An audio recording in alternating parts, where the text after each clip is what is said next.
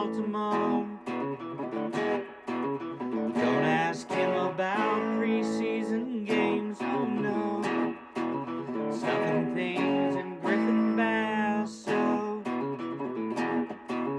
Despite it being on the internet, he can call it what he wants, so Glenn Clark Radio. Glenn Clark Radio. Glenn Clark Radio.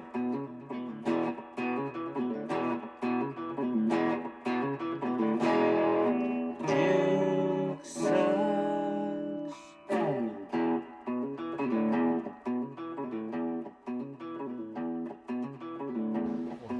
Manager. Pete Alonso out to right field. Some opposite field pop for Pete Alonso. His 4th home run as an Oriole. The Polar Bear shoots one the other way in a hurry. Does he ever? Looked like a nice little single to right field, except Pete Alonso hit it. Big home run for Pete Alonso, and he showed off the leather a little bit as well. Andrew Kittredge with a massive performance, striking out 3, albeit after he made his own mess and loaded the bases. I actually went with Shane Baz as man of the match. I'm because surprised, honestly. The Orioles desperately needed a pitching performance after their pitchers had let them down. I thought you only were doing pitchers if they threw perfect games at this point. No, you have to be good. Yeah, I know. That's the reality. Yeah, he was good. Yes, he was. Yeah. I'm just surprised Trevor you saw Rogers it that and Kyle way. Bradish have not been, which is a shame. I wish they were. And the thing where you put Rogers wasn't good. No, when you put 12 guys on base and you try to say, yeah, but we only gave up 2 runs, it's hilarious. Just great stuff, man. When you put 12 guys on base and you only give up 2 runs and you try to say afterwards, yeah, but, well, it could have been worse. No. The pitchers have to be good. And Shane Baz was really good last night. So, yeah, the Orioles win. Life is good. And maybe they'll go win another baseball game this evening. Or maybe not.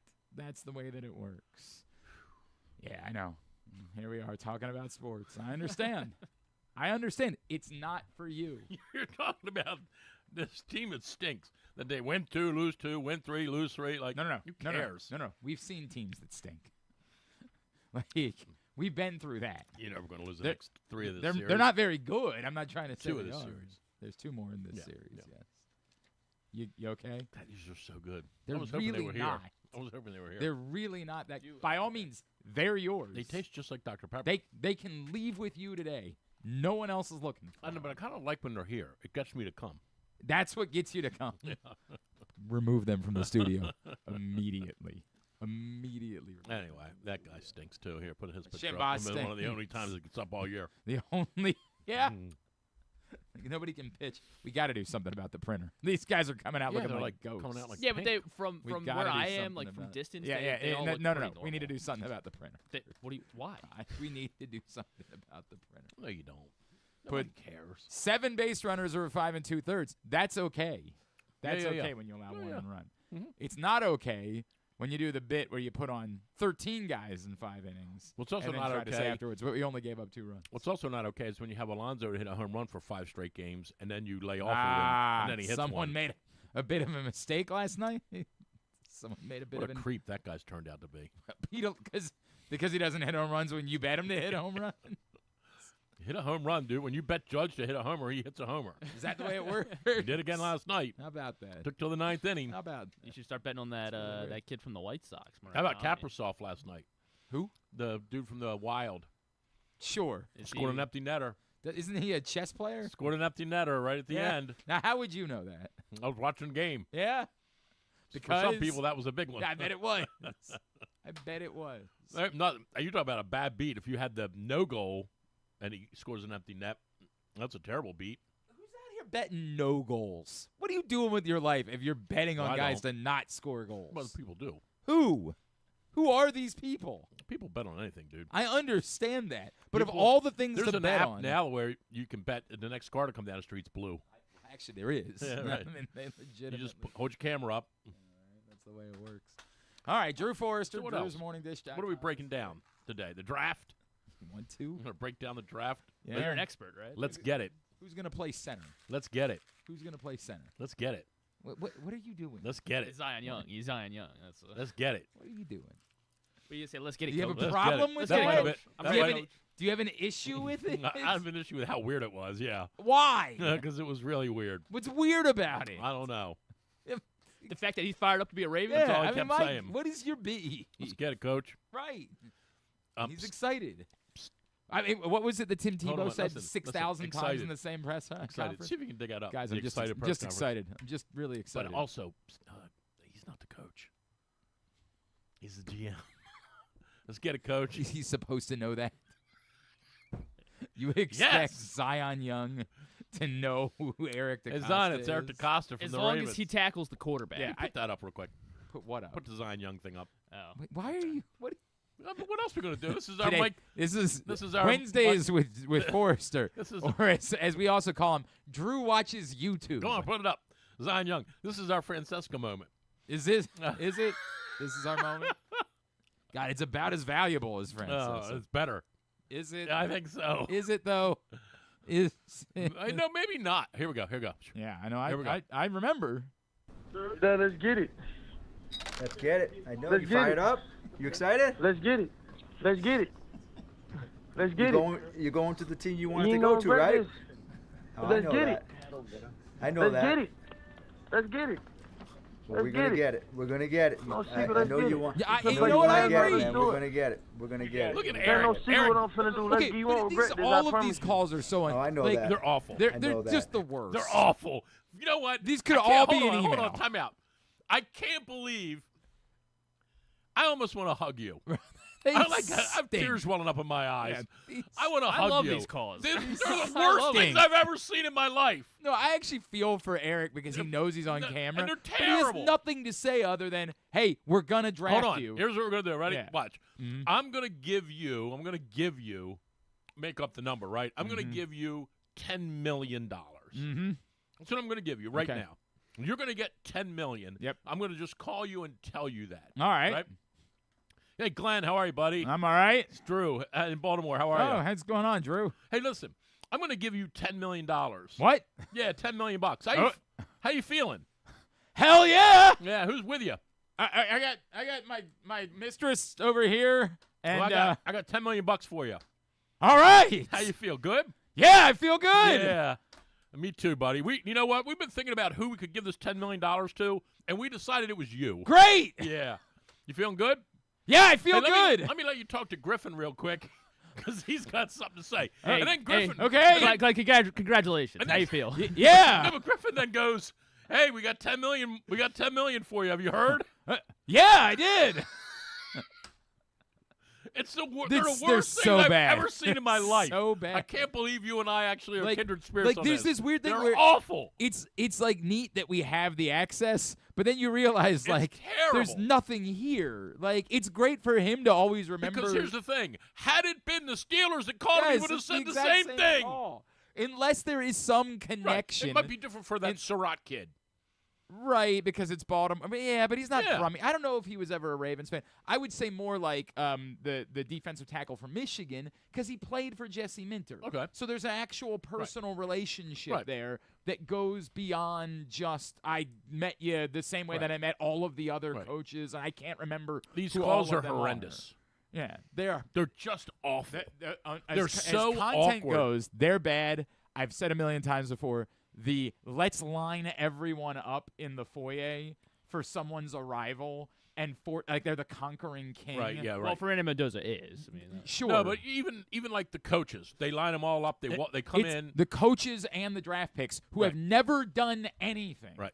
Ever. Right. And who might stink. The coach might be fired before the season is over. Right. The draft pick might go down as the reason why everyone was fired Right. in a couple of years. But we got to send everyone. The poor folks that are just trying to make the chickpeas in the kitchen got to come line up and do the, oh, yeah, buddy, you're the hero. Here he comes. Here he comes. Our hero. He's here. You're getting old. God. You're getting old with me. I love it. God, It is. man. It's so awful. And I get it. Like I'm not trying to pick on every team does No, it. you have to. So I'm not trying to pick You on the have to. Ravens PR people for this. Yes. Like they think that it's great. No, also, let's be fair. The internet is a very dumb place. Oh, sure. The internet is There he is, extraordinarily Mendoza. dumb. Yeah, He seriously. has no idea what he's getting into. Fernando Mendoza may never complete a pass that matters in Right. his life. Right here, hey, look, he's on the microphone. All right. We're overfilled with joy. So excited. College, He's my college overjoyed. career was very. I mean, he has nothing to say. I'm so excited. What is he I'm supposed gonna to make say? I'm gonna make the Raiders You great guys, again. you guys do a great job of making copies today. Right. You go out there and stir that coffee well. Like, Yep. Marga, make the Raiders great again. He's there so you go. excited. That's what he's got. Yeah, he's going to start his own social media forum. That's what he's gonna do. Oh man.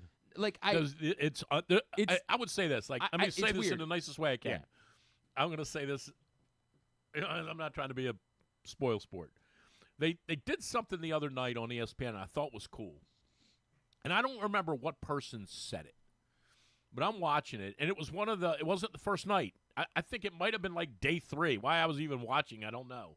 But someone said to Mel Kiper, this is all you. And I'm not saying this because he's a coward hog guy. I'm saying it's not even about Baltimore. They said the same thing to him. The guy who was serving as the de facto host said, "This is all about you. You did this. No one cared about the draft outside of the teams till you started doing this." And then everybody. And Kuiper kind of got emotional, and you could tell he wasn't ready for it. He didn't know what to say, and what do you say? So it is kind of funny how it's morphed into what it's become. It's almost laughable now what it's become.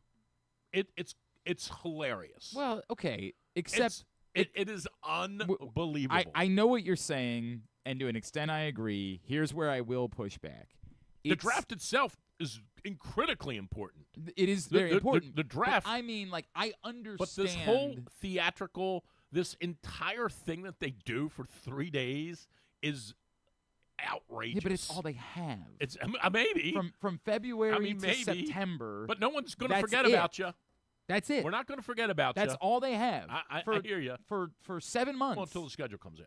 Yeah, but then that is really a social media thing now. Right, we don't now watch we the even do show. that. It's Right. just social media now. It's just what dumb video you're going to – 2 teams are going to do What was something the that's guy actually doing who entertaining. came out and thought he was Stevie Wonder? What was he doing? I don't know. What was that look? But that's on you for watching it. But that's what look are that's you on going you. for when don't, you're doing the Stevie Wonder I thing, don't bouncing back and know. forth? I don't know. It's not my concern. Who? That's on you. Who advised you? Drew. Who gave you the advice to say, come out and do the Stevie Wonder look? You're getting way too worked up about this. You're getting way too Insane. worked up about it. I will say this. I still think that they should try to do the videos because, like, there is still, like, seeing the actual tears that a guy has about, like, is still neat. It's neat. But then it's the prolonged, now here we're going to hand you off to somebody else. Yeah. And it's still the exact same. How you doing, buddy? Yeah, I don't. How you feeling? Good? Yeah. Hey, remember yeah. we spoke this into existence. You remember you were here last week on my couch? Yeah. Because after I left you, I went to D.C., right, Philly, I did 20 the of Rams. them. Right. I don't remember which one you were, but Right. you seem like, also they're 22. All right. Remember every person that you met when you were 22? God, it's hilarious. So much. All right, Anyway, our draft was terrible. Here we go. That's what I was waiting for. That's what I was waiting I mean, I think for. they got the guy, from what I didn't really dive into much of this other than I'm stunned. No, I'm saying beforehand. Other than I knew, or shouldn't say no, I was told, I wrote this in beginning of March. This was always the guy they wanted. He was always the guy they wanted. They just didn't know if he was going to be there. And they were targeting, other people, other mechanisms to get players if that Penn State kid wasn't around. And they're thrilled. I mean, right? a couple of interesting things. One, He seems legit. Yeah, he definitely seems legit. There is an eternal question of whether or not, if you have a 14th pick, you should spend it on any guard. Like, that is a fair question to ask. Sure. No matter how good the guard is, when you are picking that high, is that the way you should touch the spend quarterback or touch the ball? Correct. Right. And what does Ruben Bain end up becoming? And if Ruben Bain ends up becoming the next whoever, Max Crosby, J.J. the next Watt, right, J.J. right. Watt, then even if Venga Ioane is a high-level guard for the next 8 years, are you going to regret the opportunity that you had to draft someone who is a game changer at a position where, yes, you think Trey Hendrickson is going to help significantly, but he's 31 years old, right? Like, I don't know if he's going to be 15 sacks for the next 5 years. So I think that's a fair question, too. I can't say it definitively. It's why this discourse is stupid. We have no idea. Right, sure. We have no clue. And then the biggest storyline to me, well, I do think it's interesting that Mike Silver reports that they were trying to move a couple of spots back. Mike Silver, who, if you didn't read his piece, he was embedded in the Ravens draft room this weekend, and they gave him full access. Apparently, they were actually looking to move back a couple of spots. It's like 18 or something. Something right? like that, right? Like that they liked, and the three names that he said is they liked any of Ioane, Bain, and Sadiq. Now, to be fair, those were the next 3 picks. So if they had moved back 4 picks, they would have lost potentially all of them, right? Like, those were the next 3 picks. So I don't know how that would have worked out. It's interesting that they were looking to try to recoup another pick and still think that they could come away with one of the players that they liked at that spot. So when they say, hey, Ioane was the guy no matter what, well, were you willing to maybe lose out on Ioane if things had gone a different way? When they were looking to move, is it possible they were looking to move to a team that didn't think the Rams were taking a quarterback at 13 and were trying to move up to get Ty Simpson themselves in front of, say, the Pittsburgh Steelers? I don't know any of those details. It's just that Mike Silver reports they were attempting to look to move a couple. And apparently, they thought they had a deal done to move a couple of picks back, and then whoever the team was backed out. Ironically, backed out of it. Yeah, right. You know, you know, that's what you get. Then the other real storylines to me are who's your center, right? And like that one, snap the ball. Okay, I mean, come on. Yeah, go right ahead. How'd that work out with Jeremy Zuda? Not well. Yeah? But he wasn't very good. Oh, okay. So we need, all right. We need somebody better than that. Well, that's the problem. We need somebody better than that. Are you sure they have someone better than that on the roster? I don't even remember. Where'd the kid go that we had? Linderbaum, the Vegas. Oh, he went to Vegas. Yeah. Right. Okay. Yeah. I forget. Okay, Dynamite. Well, I'm just saying. I mean, it seems like you are not concerned about the fact they don't have a center on the team. Well, they don't play till September. I understand that. I'm not worried. Do you think teams are just out here releasing center? I heard we're going to Brazil. They are. Yeah. Okay, well, Dynamite, appreciate your observation on that. Really, we're going 17-0. Really strong analysis about who's beating us. What are you doing? Yeah, who's beating us? Just trying to come in here. Have this. Who's better than us? It's the the singular conversation of the week is the fact they don't have a center, and I throw it to my guy Drew Forrester. Well, they will. Like, I have one. What do you think? They're not going to have a center? Well, I'm sure someone will play. But I'm a little bit concerned about it being potentially Danny Pinter. You better be concerned about who's playing third base for us and getting hit. What are you doing? Don't you better be concerned about. What are you doing? You excited about the race? The Derby, we're going to talk to Randy Moss in 10 minutes. So Okay. Not now. Okay. Not How about now. tonight? You excited? You have nothing else to say about the Ravens. Nothing else at all. I got so many other things on my mind. I'm just clogged with. What about tonight up in Philly? Not concerned about it. Not remotely concerned. Wouldn't that be something tonight? No, I don't care. I mean, wait. You and I are on opposite ends. Yeah, this is the part where you Well, want I me to want be happy Pittsburgh for to people in lose. I know, Pittsburgh. I want Yeah, Pittsburgh get to the lose. F out of here You're with a that. bad guy. I guess No. so. I don't know. Yeah, you are. You're rooting for Pittsburgh. That's correct. Go screw. No, not Go tonight. screw, Drew. Yeah. Not tonight. Anybody but PF. We do segments. Stop. We're talking about the Ravens now. I can't do basketball today. because you don't know anything. Well, I know the that's going on in 76ers basketball. won, right? They Yeah, did. they That's did. true. Well, You only save cares it. about Philly Save sports, I it. guess. We'll do our segment. I know the 76ers won. Don't bother looking at the internet now. You're going to forget it all by the time we start the No, segment. I mean, I know the hockey because I've been following it, but I don't know the basketball. But I know the 76ers won. There you go. And they're up 3-2. Wait, how much did you bet on that? Nothing. Okay. I don't bet on basketball. No. Those guys don't try. Right. Great point. Well, you this never know from. This is the playoffs. This is when they're trying. Have you seen Detroit? It's a fair point. Did you see the Suns? No, trust me. No, by the way, the scary part is they did try. Yeah, no. Oklahoma City's good. They did. They just You're not beating Oklahoma City. Not beating Oklahoma City. You have nothing else to say about the Ravens draft. You have no thoughts about Diego Pavia. Yeah, that one seems weird. I don't know. I mean, what are they? I think the whole 3-year contract thing people are up in arms about. I think that's kind of standard. Yeah. It means nothing. Yeah, they could cut him tomorrow. I don't know. I mean, what's the big concern about him? He had a political post that he railed on Diego people. Pavia? Isn't that what? What's I think people just don't like his attitude. I don't think they're really. Yeah, but concerned about his... didn't he post something about F somebody and? Did he? Yeah. He said like F Indiana after the Heisman thing, and it was like, yeah, whatever. Okay. I mean, he had a post Heisman party, and everybody was something like more political. I don't think the Not that I political remember. thing is anything that anybody's been all that. It's his attitude in general. Okay. It's his Johnny Manziel like. Yeah. You know, I'm the man. that he's kind of earned. I don't know, like. I mean, nobody knows anything about Vanderbilt football. He Well, now we posted do, that though. he jokingly posted that Donald Trump should expand the college football playoff to 16 teams so they could get in. Nobody was up in arms about that. No. Yeah, but then if Trump had I'm done wrong. it, then, I thought he posted something that people had got their feathers ruffled about. But anyway, he's not going to play. Who cares? It's just not worth people are all- people. He's such a lightning rod that anytime. Whatever Mike Golick was on yesterday and said something about him, like literally lit everybody on fire, right? Like he's just someone that He for might whatever be as good reason, as Lamar someday. like No, he everybody. isn't. No, it's not that. More people want to dunk on him. It's not. There's Okay. a very small amount of Diego Pavia like stands, Truthers. and then there's a giant group of people that just want to make fun of Diego Pavia Gotcha. because he has swagger, because he carries right, himself right. with an attitude, and Right.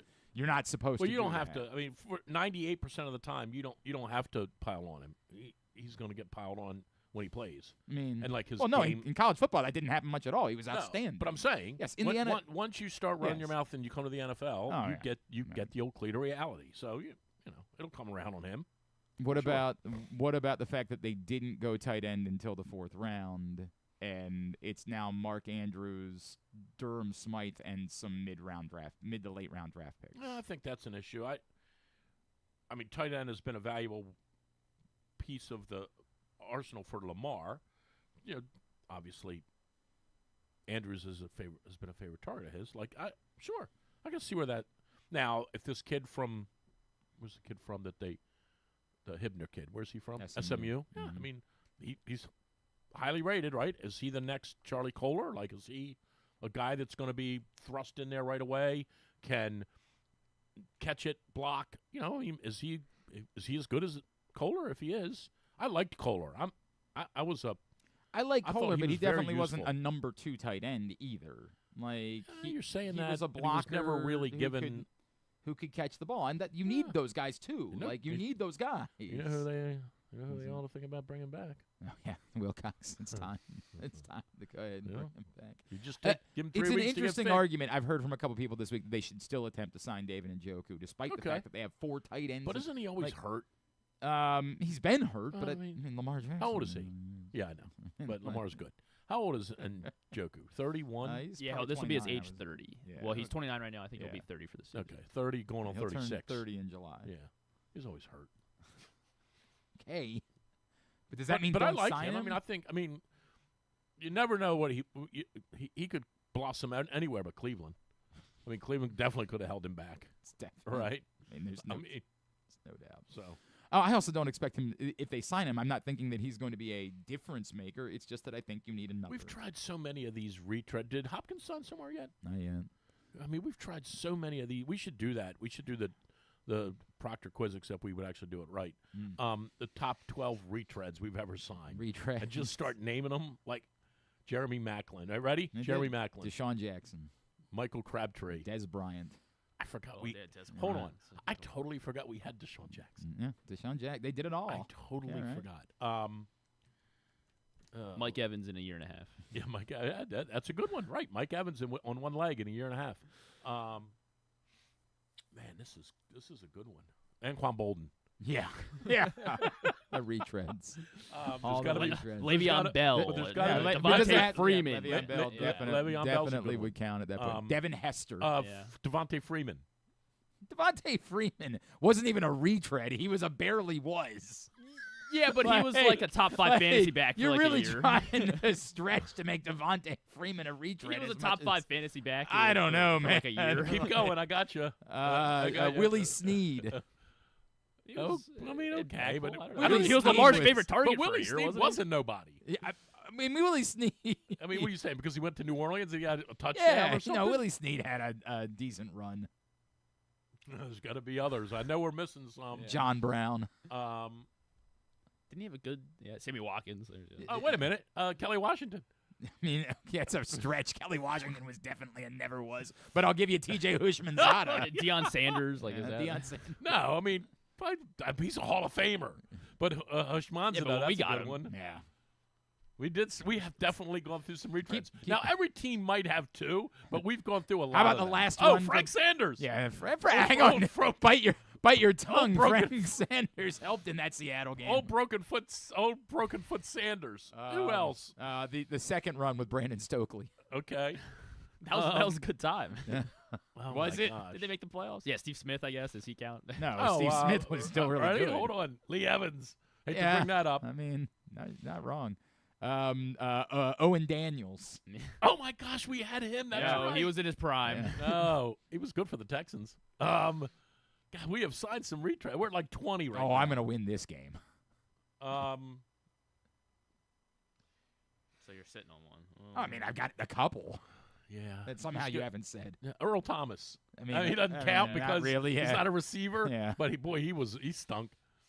Who else? I mean, there's one obvious one you haven't said. I'm trying to think, like a quarterback? Or? Obvious. McNair? No, not. We just said we were doing pass catchers. Oh, okay. Pass catchers. Okay. Pass catchers. Yeah, Pass it's catchers. Well, I mean, obvious. Hopkins. Well, you said Hopkins. Did you That's say how this Dez? started. You said Dez, right? Yeah. You said Dez. Come on, dog. Wait. Odell Beckham. Oh my gosh. Jesus. Yeah. Oh my gosh. What are you doing over He there? was He was terrible. great here. Yeah. It was terrible. Dallas Oh, Clark. He brought Lamar back. Yeah, we never had Dallas Clark. Dallas did. Clark. Absolutely. The Ravens never had Dallas Clark from the Colts. No, they didn't. Get the complete hell out of here. Bit. No, we didn't have Dallas Clark. Who do you think that is right there? Who do you think that is? Dude, that's Photoshop. Yeah. What about We never had. We had Dallas Clark. Yes, definitely had Where Dallas was Clark. I? That was when Pitt. Was it COVID year? Remember, that was when we all got the vaccine and we lost our minds? No, it was way before that. Blake Glennon was a starting quarterback, apparently. It was when the Ravens did that thing where they said, we could just get rid of Anquan Bolden for no reason. We've got Dennis Pitta. And then Dennis Pitta on the second day of practice said, funny thing about that is, no, you don't. I blew my hip out. Yep. So that's when we got Dallas Clark? Yep. That was Okay. when they got Dallas Clark. Man, I don't remember that at all. Okay. Yeah. What about Benjamin Watson? Yeah. I don't. I mean, yeah. Ben Watson, absolutely. But I think he on was that. useful here, wasn't he? Yeah, but some of these guys were useful. Like, useful is I doing a think lot the of work. poster child for it, honestly, is Jeremy Maclin. Okay, I mean, Like, he's the poster boy for... Like, we were like, crab cakes for life. Get him here no matter what. Yeah, there was a Yeah. lot of excitement about Yeah, signing and he Jeremy was Maclin. terrible. Yeah, he was not good. You're not. He was You're terrible. not wrong about that. All right, And a little we bit did of that. Hopkins last year. All Was right, a little bit Randy of that. Moss is joining us in 1 second. Give me your- He's actually 10 minutes. Oh, Yeah. Well, you should have told me. I Pay thought. attention. Sorry. You should have told Pay, me. pay attention. He didn't. Pay He attention said to the it could be schedule. one or the other, and he never told me which one it was. Okay. Well, it's your Sorry. show. That's right. true. Don't You're blame right. him. It is Glenn Clark Radio. Don't blame That's him. a good point. All right. Your thoughts on it's now official that the tournament's going to be 76 teams. Just make it 100.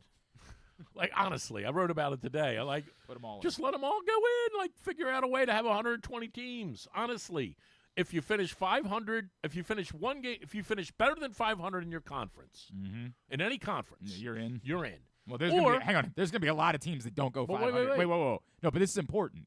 There's going to be a lot of teams that do not go 500 in their conference that are going to get in. Well, hold on. Or you finish 500 in your conference, or Uh-huh. you win 2 games in your tournament.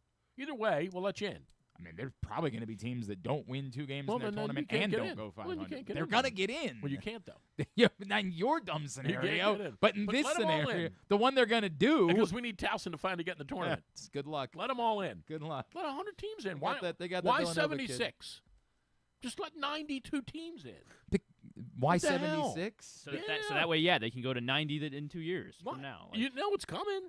I mean, they went from 4 to 8 to 12 in the college thing in football. Just let 100 teams in, and just have instead of doing it in Dayton, have it in Dayton, Boise, Santa Fe, and Austin, and get it all. And just put 'em in. There's one practical question Seriously. about it to me. The only practical question is, we always complain about the NFL. Now you're adding Thursday night games and you're playing and correct. We do all that, but it's the dumbest thing ever when people complain about it because they're watching every game. That all the ratings do is get better. My only complaint about adding games in the NFL is you have an odd number of games. I think it's stupid. Oh, yeah, but they're going to fix that. They're going to add an 18. Just add 18. Yeah, they're going to do that. Make it 18 and then make it 20. That's right. In 2032. Yes, that's 'cause going to happen. You know Right. what you're eventually getting to is a we're- 40-game and season. we're just going to You know it's keep eventually going to be a 40-game season. And by the way, as anyone that works in this business knows, please, Right. please, Yeah, right.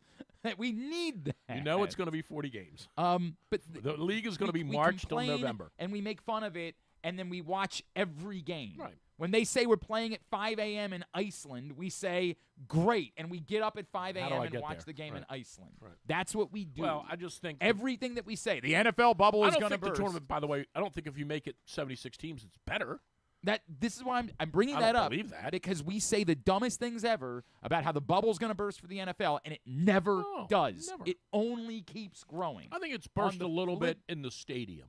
I would disagree with you Maybe, on that. but no different than anything else. Like, it's the stadium thing is no different than any other live event in the world right now. Like, everybody's had the with same. the exception maybe of concerts, but you can't count that. Yeah, but only a few. Like, the concert industry has been like Right. you can say Taylor Swift has done really well, but the concert industry Who? struggles. Yeah, I don't know if you've heard of her. The concert industry struggles more than you realize it does. Like, it's buoyed by a couple of, things that hold it Sublime up. just sold out Red Rocks. What's that?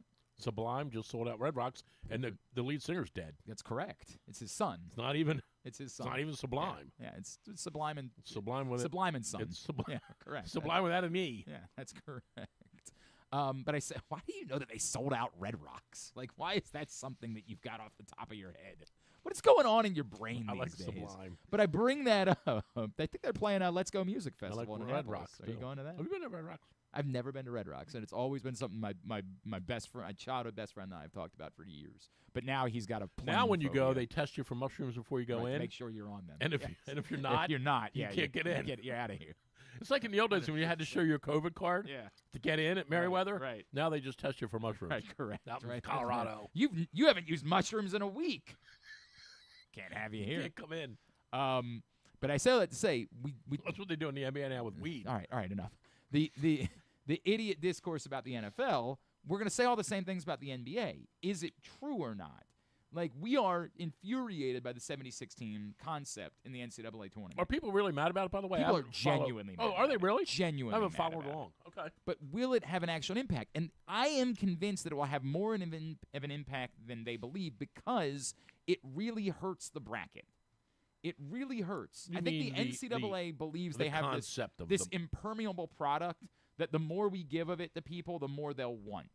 And I would suggest that You think the art you think the art of the bracket Yes. and the is what has made the NCAA tournament an impermeable well, some people product. would argue that fantasy football has done some of that I for the don't NFL. disagree. Well. If fantasy football went away, I don't think the NFL would be. And I'm not saying this makes the bracket go away, but it makes it far more difficult for people to fill out a bracket.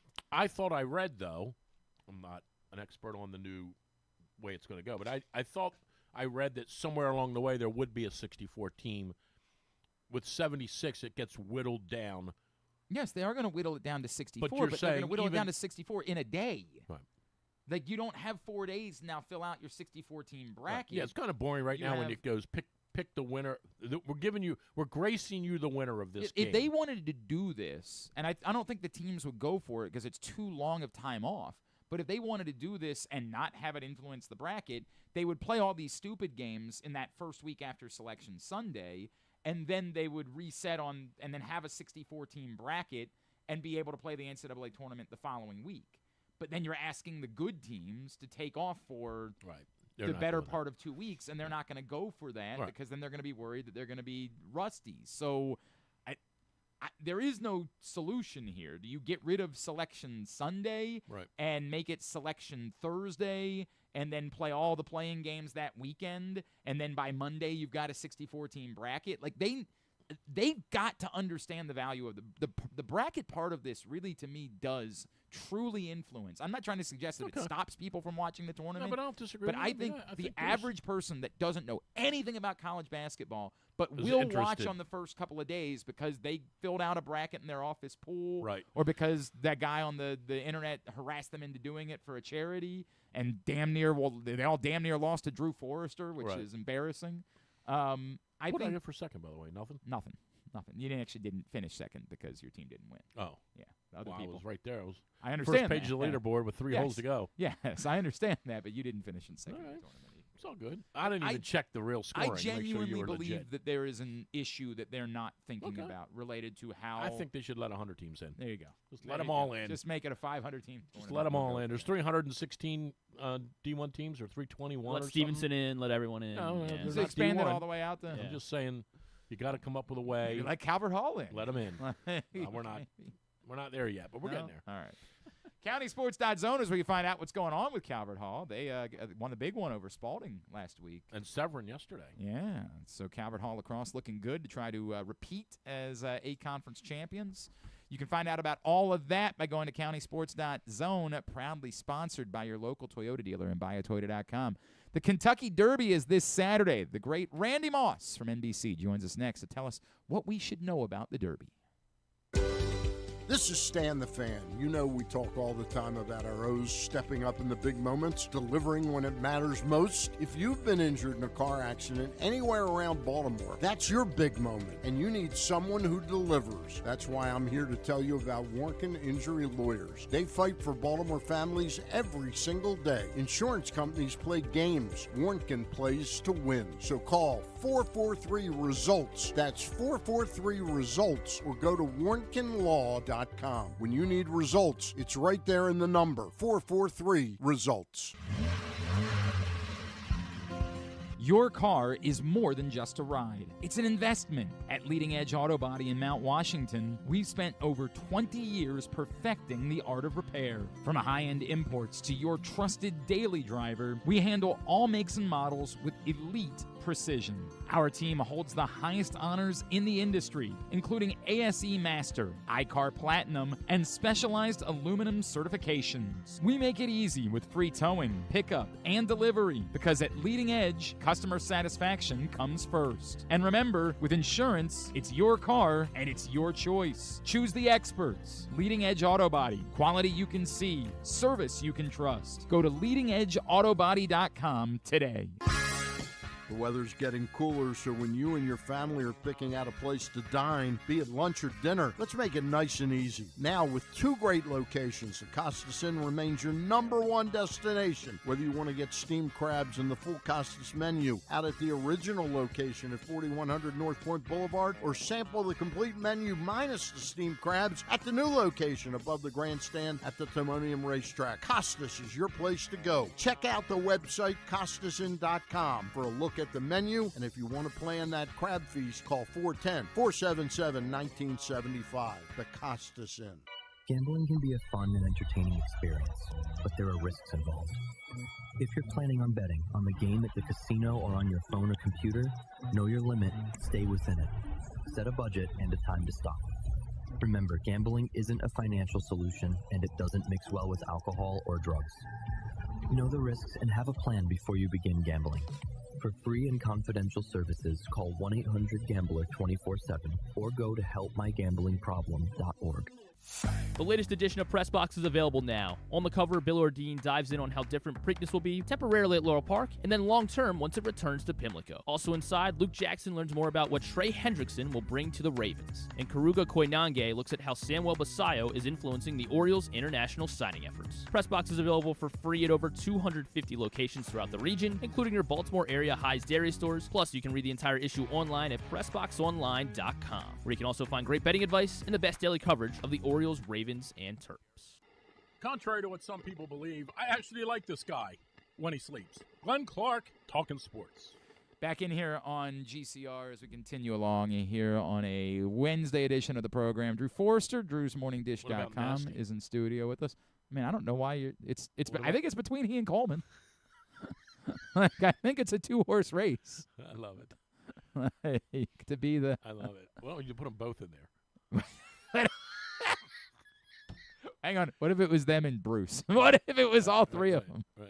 All three. Like they do with the Orioles. They got, you never know who. Yeah, it's always a coin flip of who's doing the Orioles. Did you see that story? So now that a bunch of teams like Major League Baseball controls their rights because the Bally Sports fell apart. The thing, right. Apparently the Guardians, who have had the same they've had the same broadcast team essentially work basically all 162 games for years. And they basically told them, you can't do that anymore. And they were like, well, do you not like them? And they're like, no, we like them plenty. This is just the way we do things now. Right. Yeah, we just mix and match. Yeah, we need to have more. No one's. The Orioles change in the middle of the inning. That's true. By the way, you're also, you know what's true about that? You're not allowed to say you're the play-by-play. Like, Kevin Brown's not allowed to say I'm the play-by-play voice of the Orioles. What's he say? One of the play-by-play voices of the Orioles. Gotcha. Okay. I mean, they hate him anyway.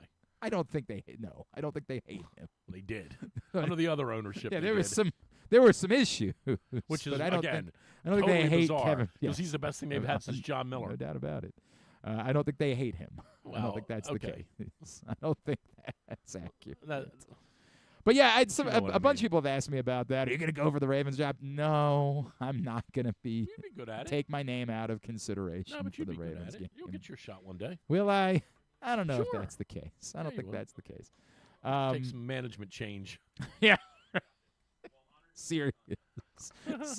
We've been thinking about changing management here at Glenn Clark Radio, which is awkward because you're the only one. I am management. The old Charlie Ekman story. Yeah, right. Remember? Yeah. Ekman was at Fort Wayne, and they started the season 6-19, and yeah. Fred Zollner brought him in and said, "Charlie, I've been following the team. We're going to make a change in your department." Charlie said, "I think that's a good idea, Fred. Who are we firing?" Fred Zollner said, "You're the only one in that department." That's the difficult part about it. That's the difficult part about that. The Kentucky Derby is this Saturday down in Louisville. This is when you know spring is here. That is true. Joining us now to tell us what we need to know ahead of the Run for the Roses. He, of course, is a longtime friend of ours. You know him from NBC. The great Randy Moss back with us now here on GCR. Randy, it's Glenn and Drew. Always appreciate it. I feel like we've been doing this for 30 years at this point. Thank you for taking the time for us, as always. Hey, anytime. And you always also know it's Kentucky Derby week when, at least me, when you're sitting in a empty trailer outside of the racetrack with torrential rain beating down outside. It's normal. Hang on. But like Mike Smith would tell you, that's a good thing. Like he wants it that way because his horse is a mutter.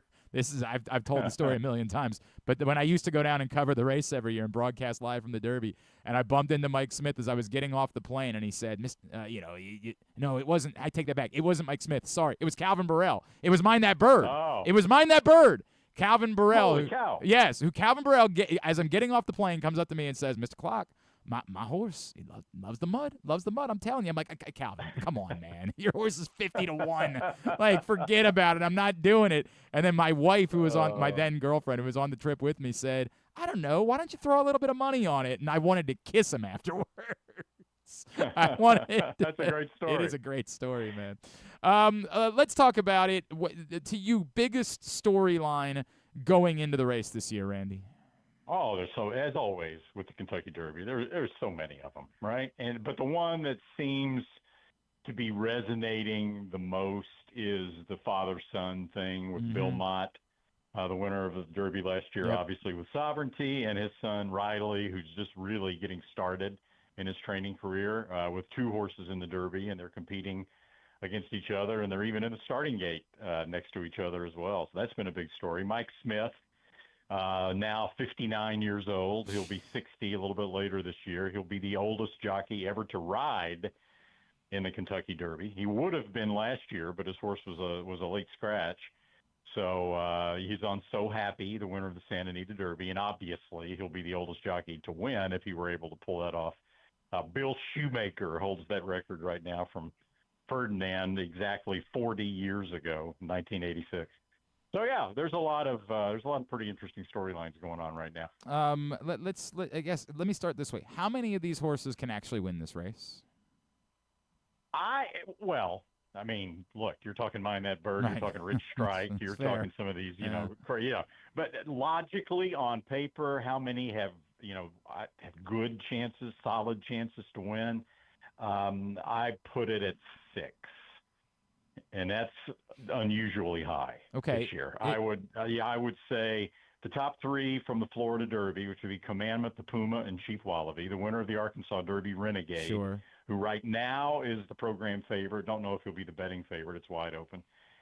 Further Ado, the winner of the Bluegrass Stakes, and then So Happy, the winner of the Santa Anita Derby. You bring up Renegade, right? Like we oftentimes when I did more of this, we would always talk about drawing the 1, right? And does that hurt? Do you get boxed in? And in a lot of races, we make way too much of that. But the Derby is always the one where it's still interesting to me because there's 20 horses in this field. Does that hurt Renegade to have drawn the 1? Here's the thing about the number 1 post position, right? You hear people say the dreaded number 1 post position. All right, when you referenced Calvin Burrell.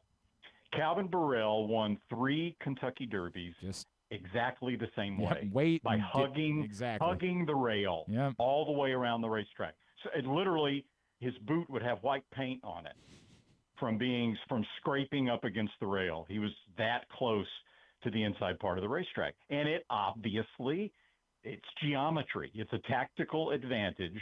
You run a shorter distance running on the rail around the turn than you do running on the outside.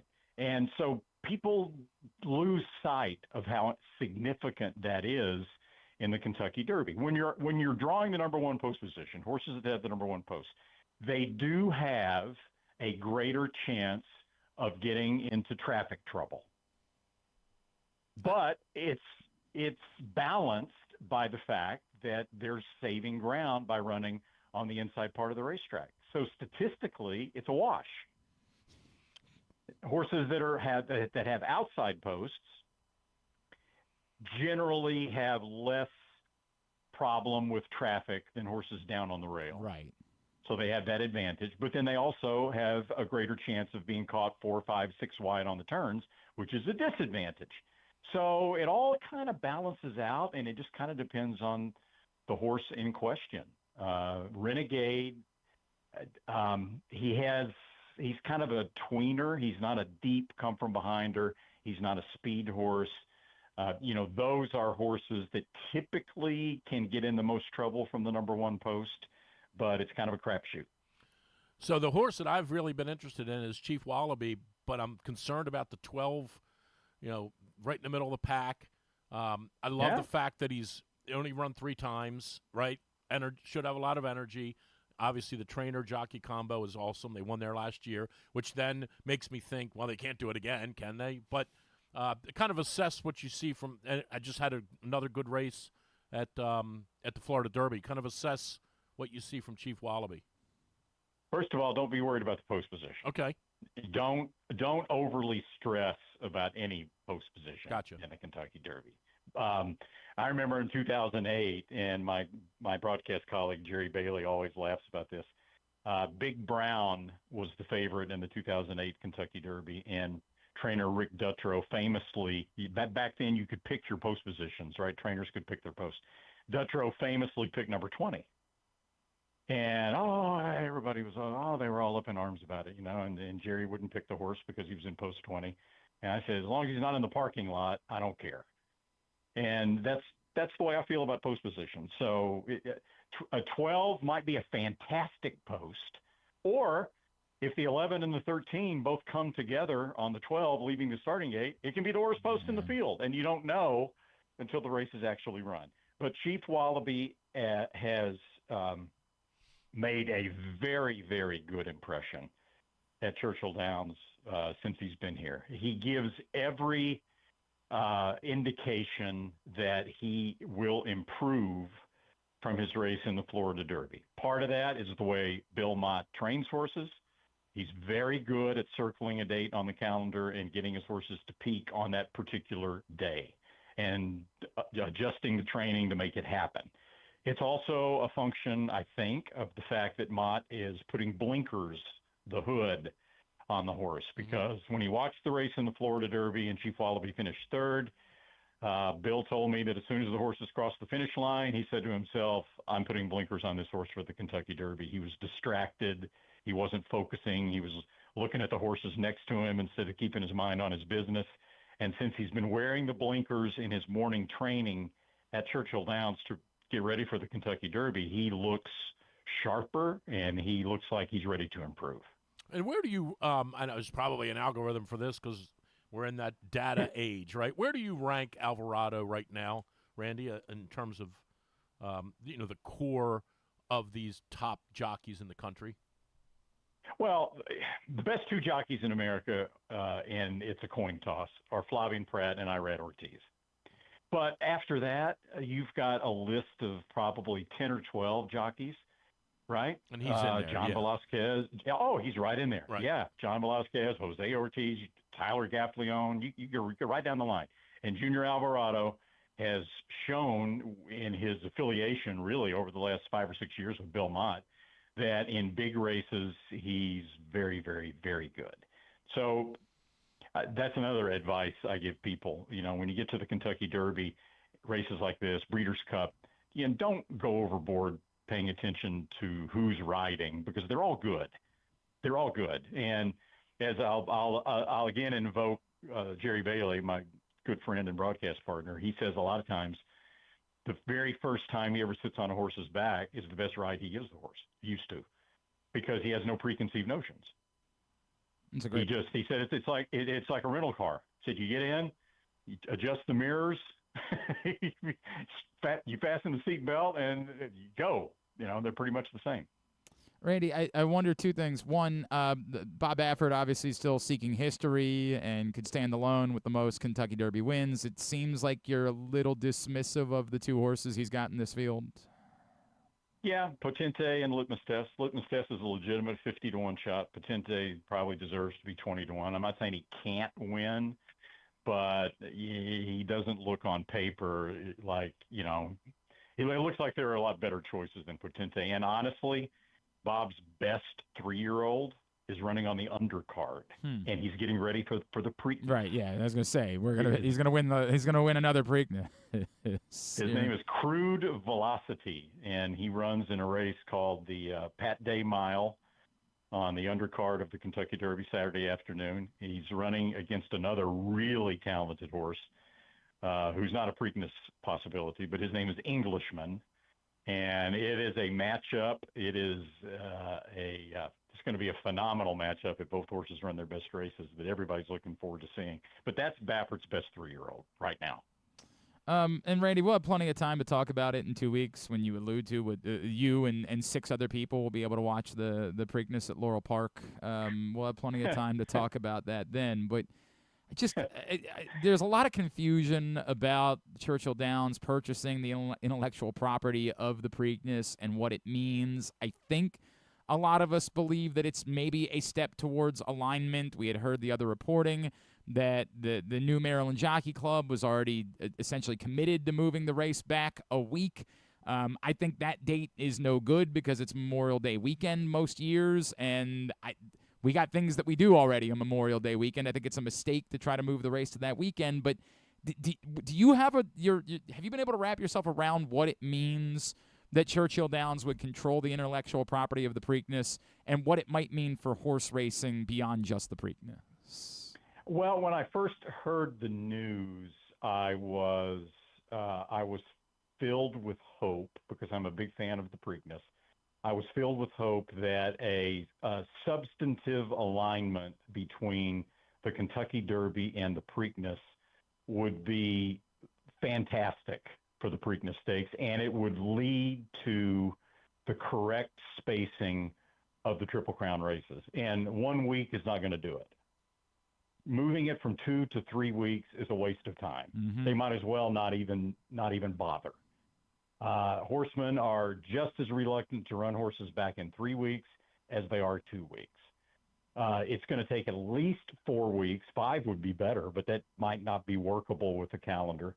But at least 4 weeks between the Derby and the Preakness to really have any kind of an impact on getting all those also-rans from the Derby to run back in Baltimore. And I was really excited when I heard the news that Churchill's influence might help lead to that, because it would certainly provide more power in negotiations with the New York Racing Association, because it's the Belmont Stakes that's been the one that's prevented the correct spacing of the Triple Crown from happening so far. The more I hear about it, I've become a little less optimistic, because it sounds to me like it's just really an investment of Churchill Downs, and Maryland has come out and said, "Oh no, we're going to control the Preakness. It's going to be our decisions and this and that." I'm still hopeful, but we'll see what happens. Great, wonderful, awesome. We're finally getting a new track, and yet we still have a billion questions. A billion. Just an awesome time around here.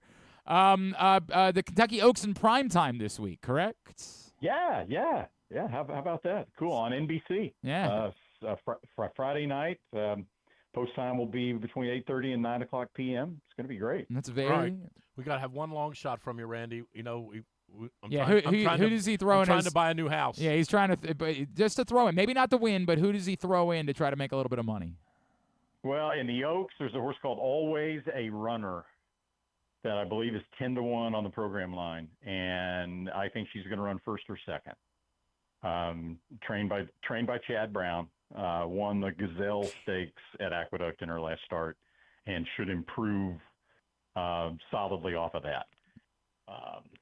After that, in the Kentucky Derby, if you're looking for a big price to throw in, there's a horse called Full Effort that won the Jeff Ruby Stakes at Turfway Park that I think is primed to do what the Jeff Ruby winner did last year and finished fourth in the Superfecta and key a pretty big payoff. Tyler Gaffalione on the ride for that.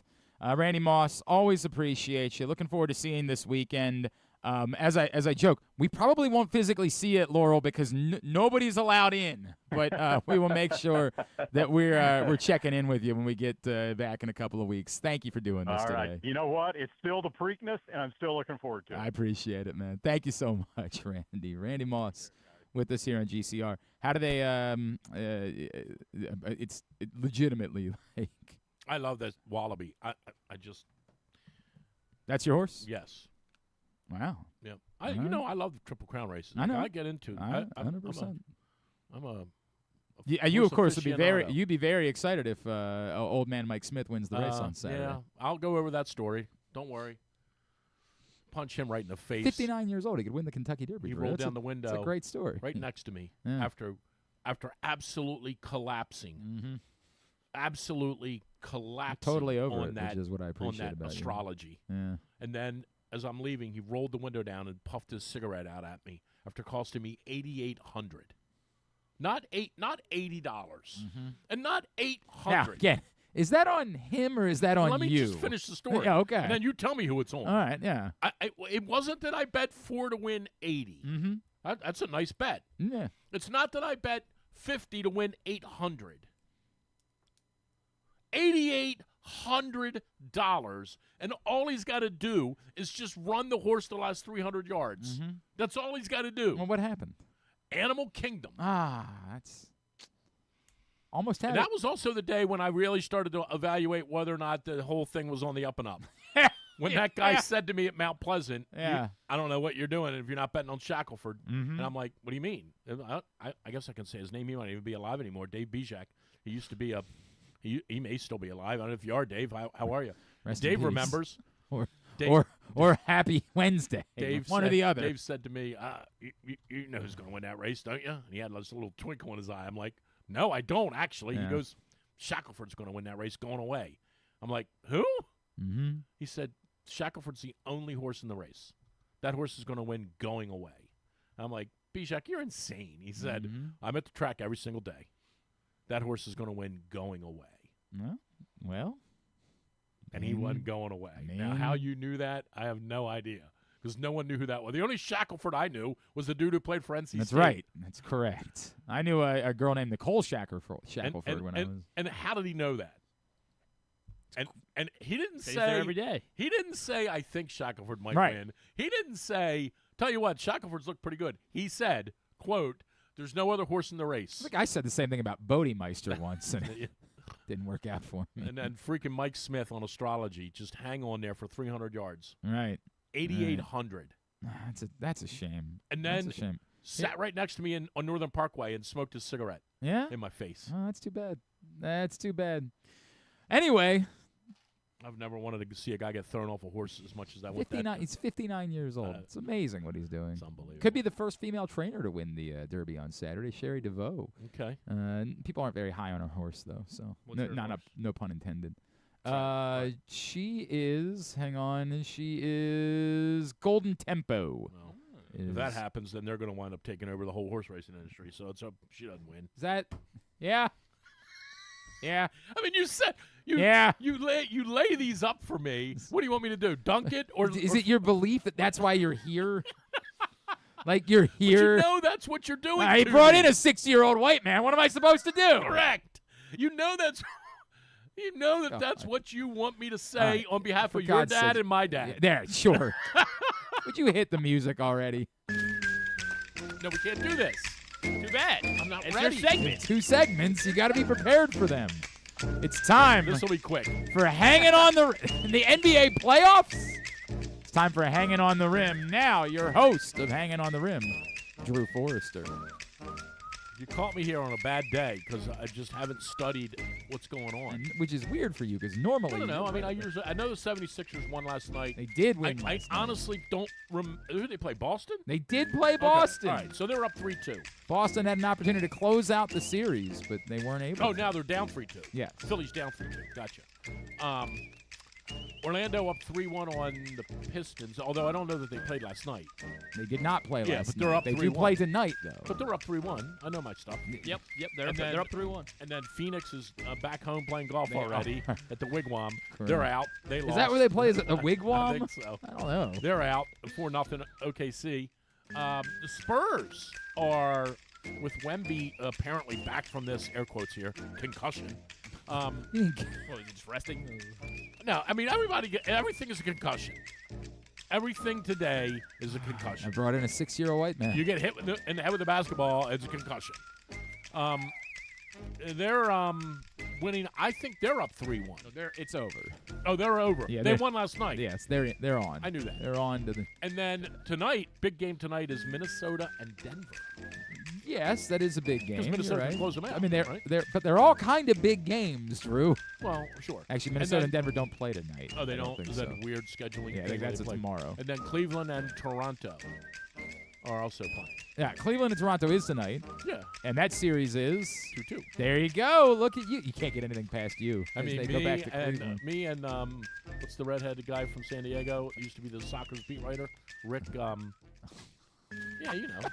I know. No, basketball. Yeah, you know the beat writer for the San Diego Sockers. Well, the basketball guy. Rick Bucher? Yeah, Rick Bucher. Okay. Yeah. Used to be the beat writer for the. That's what he Sockers. said. You know, the guy used to be the beat writer for the San Now Diego he's Sockers. a big deal in basketball. Everybody knows. You probably brought him on 1,000,000 times talking about the San Diego Sockers. He's a big deal in basketball. All right. Not related to Paige Bucher, who was in the news this week. Paige Beckers. Beckers. She does not go by Bucher. No, whatever her name is, but Yeah. not related to her. Yeah. She was in the news. Well, she did. She said, all's good here. Nothing to see here. Nothing to see here. Nothing to see here. Unless that's your Nothing thing. to worry about. Right. So that's it, pretty much. Wizards didn't make it. Is No, LeBron? you're right. They came up Is just LeBron short. better than Jordan? No. Where is this coming from? Well, he's 41 doing this. But where is this coming from? Well, he's Where's what 41. coming from? What part of it? Why? What is the ongoing dialogue about?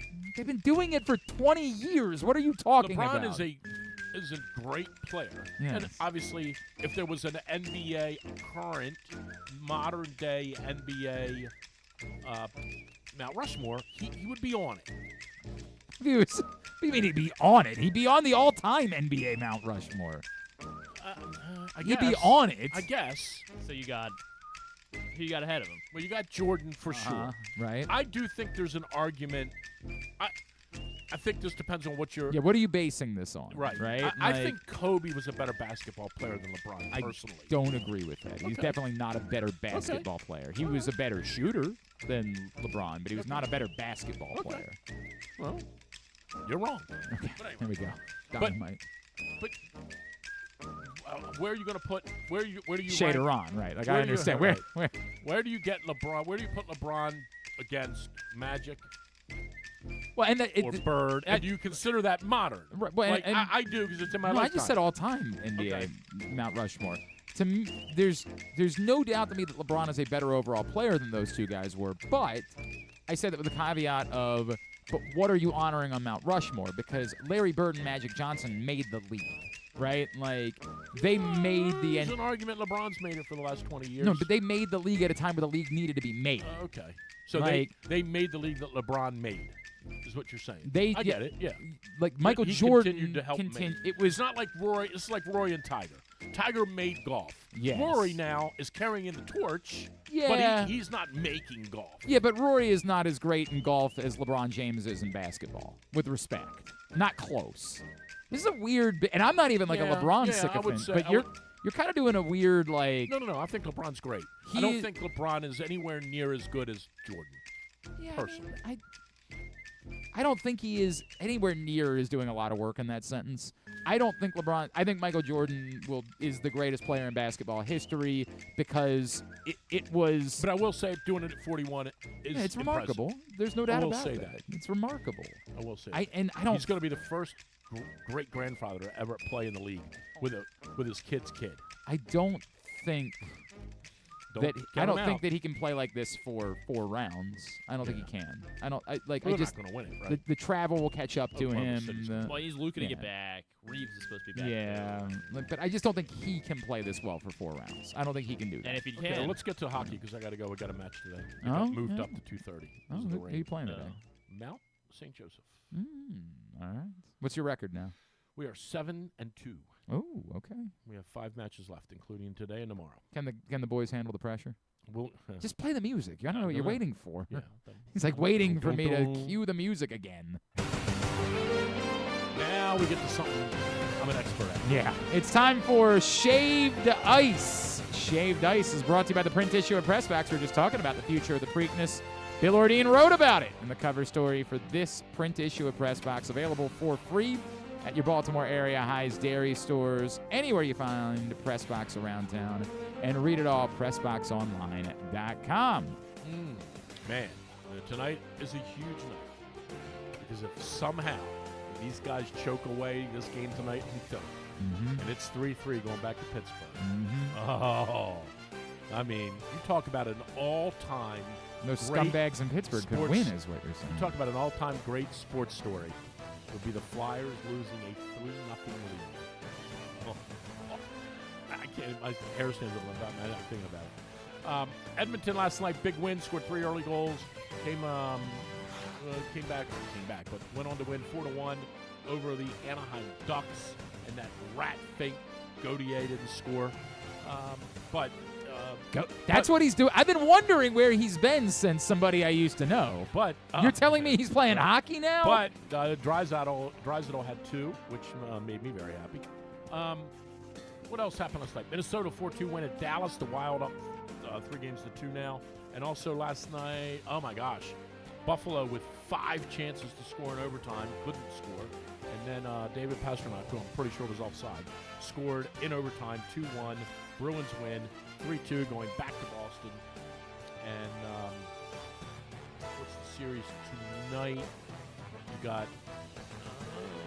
You said 3. I think it's Buffalo's up 3-2 now in that series. Okay. You got Philly tonight, and you got one other game being played tonight. Utah plays Vegas tonight in Vegas, and that series is tied 2-2 after Shea Theodore. This is the difficult part. Like, I know when he's wrong in basketball, he could just be making up everything in hockey. Oh, no, I have no. no ability Shea to correct him. Theodore, oddly enough, the other night, and not Jack Eichel, thanks a lot, and punch you in the face. Shea Theodore, oddly, with the game-winning goal. Might as well have been me. Scoring it in the last Of course, minute. the younger brother of Jose Theodore. I don't know, but not happy about that at all. He's a great playoff stuff. This is Montreal and Tampa Bay play tonight too. Yes, and that is in Tampa Bay, and that series is tied 2-2. And it would be nice if Nick Suzuki got off his ass and scored a goal. Hopefully he hears. How much have you lost this week? No, I'm actually having a good week. All right. But I've come very close to having a banger week if one of these scumbags would score. And that means you, Travis, connect me up there in Philly, or I'll punch you in the face too. You're betting on him. You're rooting on the Philly guy? Then they need to Dude, score goals. It's exactly what you do in football. You always bet on the Steelers, and that way you're a winner either way. When they lose, you're happy. When Aaron Rodgers throws 2 touchdowns, you're thrilled. Yeah, he makes one of them. You're one of So us. I do the I'm Travis not, Konechny. now what we're learning today is that Drew just roots for all Pittsburgh. I do Travis He's just Konechny and Pittsburgh fan number 1 over here. Konechny and Tippett tonight, and hoping they lose 7-2. Andre Tippett now playing hockey after all those Hoping years. they lose in 7-2, the NFL. but I'm hoping it's That is- Konechny and Tippett with the goals. That is very strange. I picked the Avs before the playoffs began. Should feel good, I think. Right? Picked who? Like the Avs. Yeah, I was a little surprised they won 4-0 over the Kings, but LA's old. They're old. Colorado's good. No. I'll give you that. No. Colorado's good. I do still think Minnesota, I called this in the beginning, I think Minnesota is the off-the-radar screen team people should be worried. That's your 10-1. That's your And Montreal, I said that. I think both of those teams. If Montreal All right. squeezes this one out tonight, man, watch out.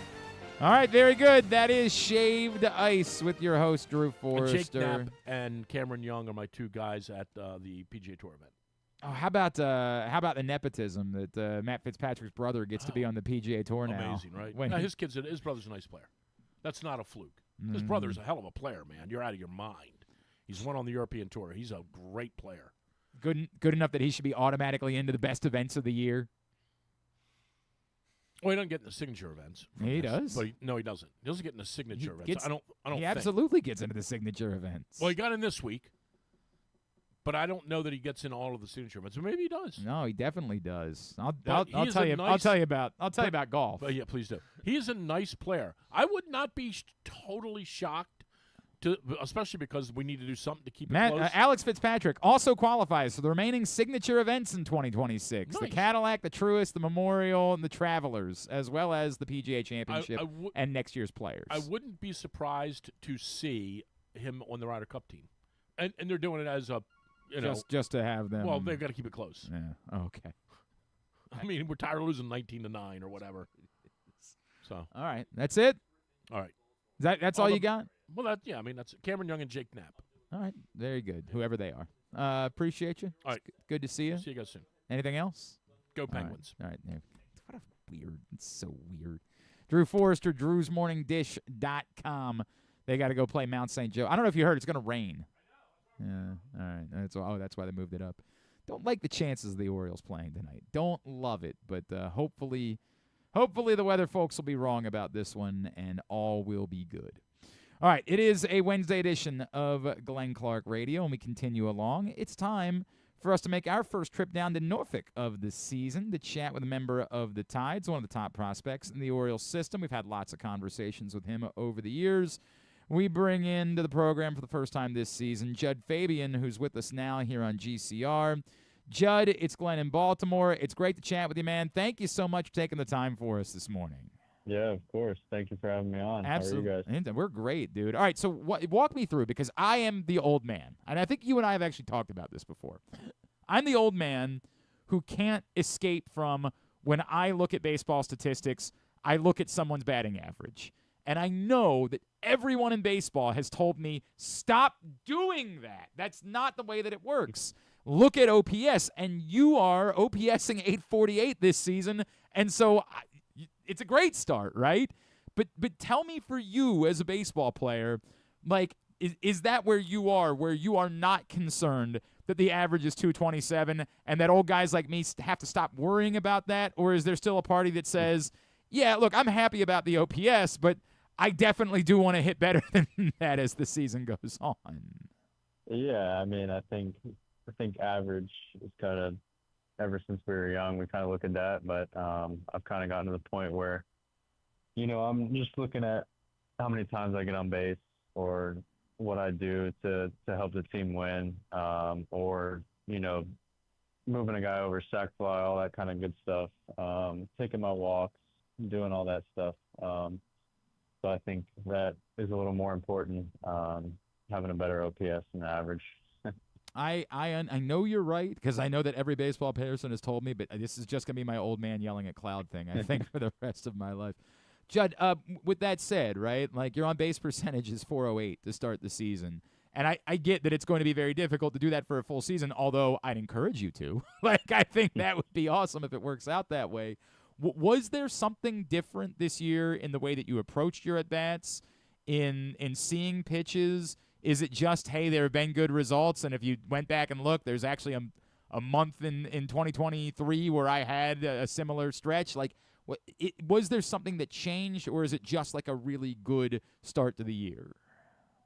Honestly, I think it's talking with the hitting coach down here, Rick. We've kind of put our heads together, put a good plan of, the pitches I want to swing at and the pitches that I don't want to swing at, and really sticking to the plan. And, if a pitcher throws 3 balls on the dotted on the outside for 3 strikes, you have to tip your cap, but it's not going to happen very often. So kind of to actually improve my contact rate a little bit, to where when I am swinging, I'm putting the bat on ball, just because I'm not chasing pitches.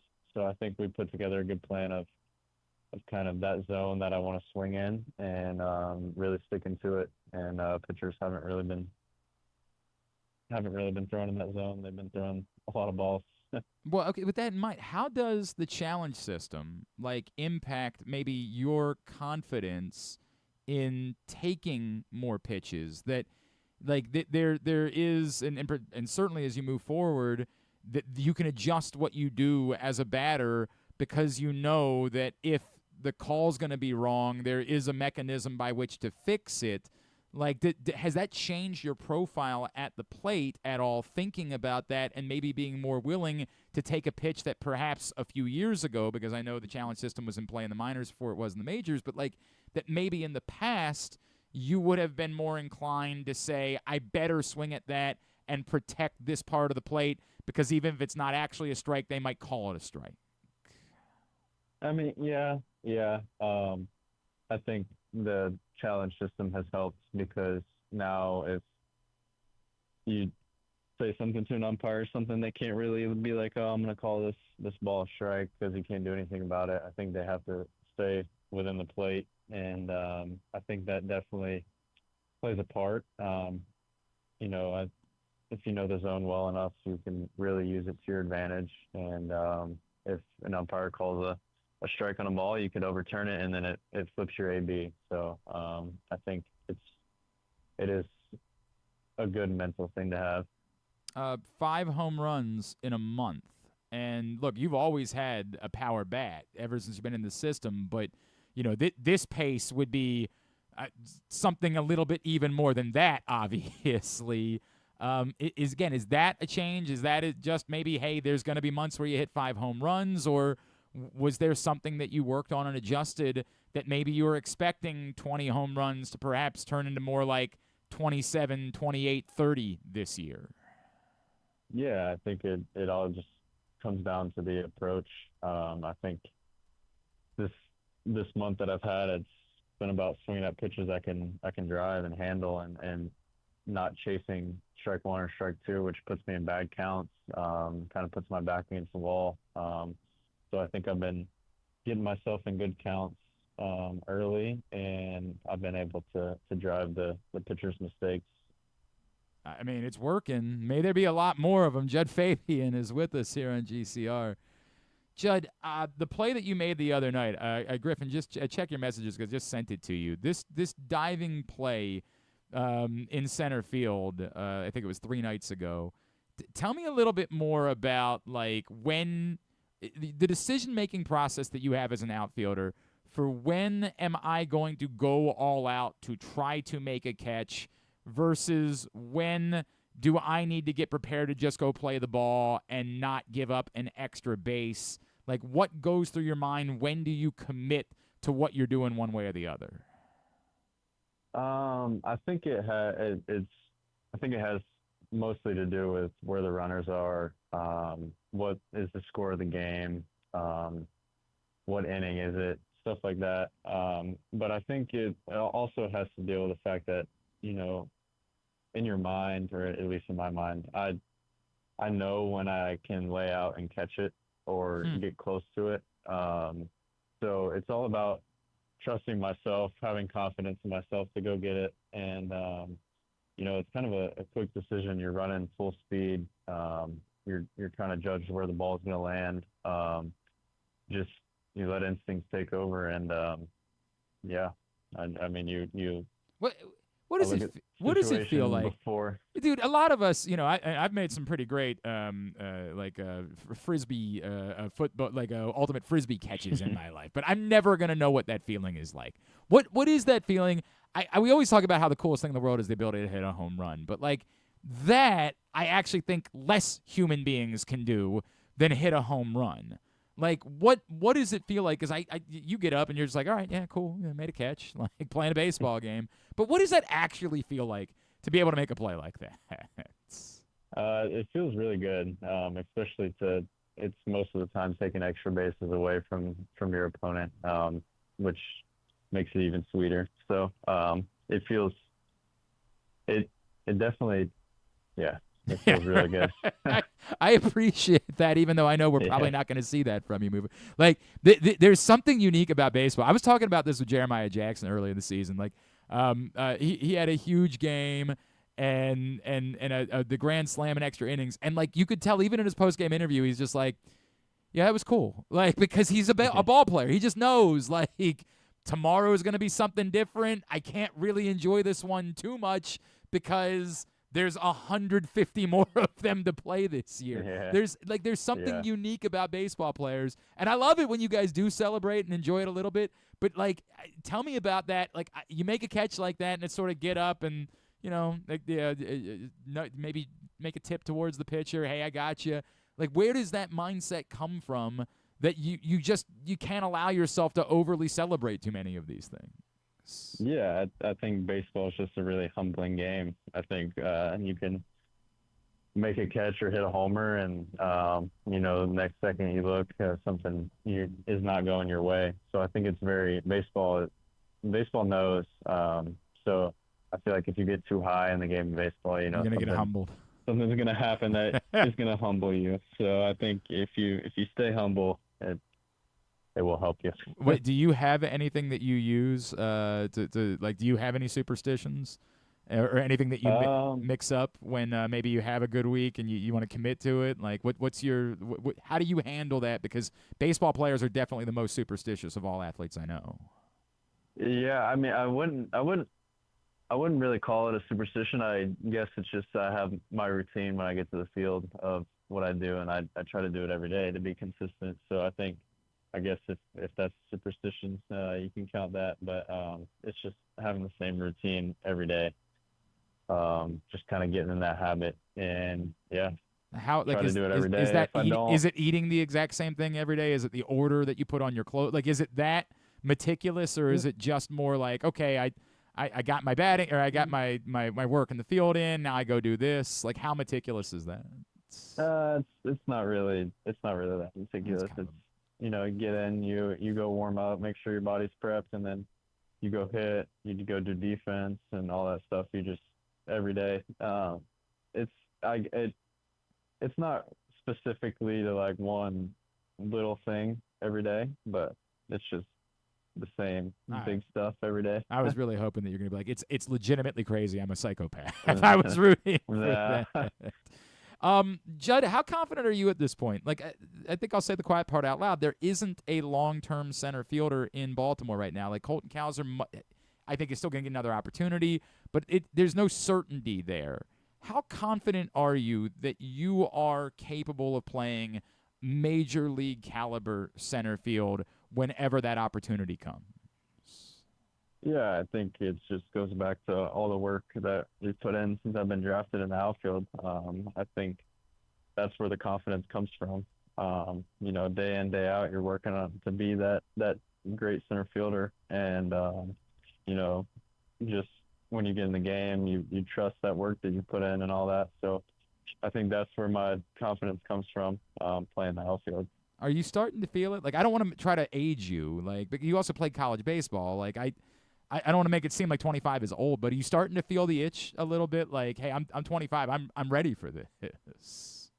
No, it's no, not really. Okay. It's gonna happen when it's gonna happen. If it doesn't happen, it doesn't happen. It's just you just have to take every day, one day at a time, and be where your feet are. So that's kind of where I'm at this year. I appreciate the control your controllables part of it. I do. I appreciate that. Like, I'm just going to do what I need to do. And by the way, if it's a season like this, then I don't think it's going to be very long before that happens.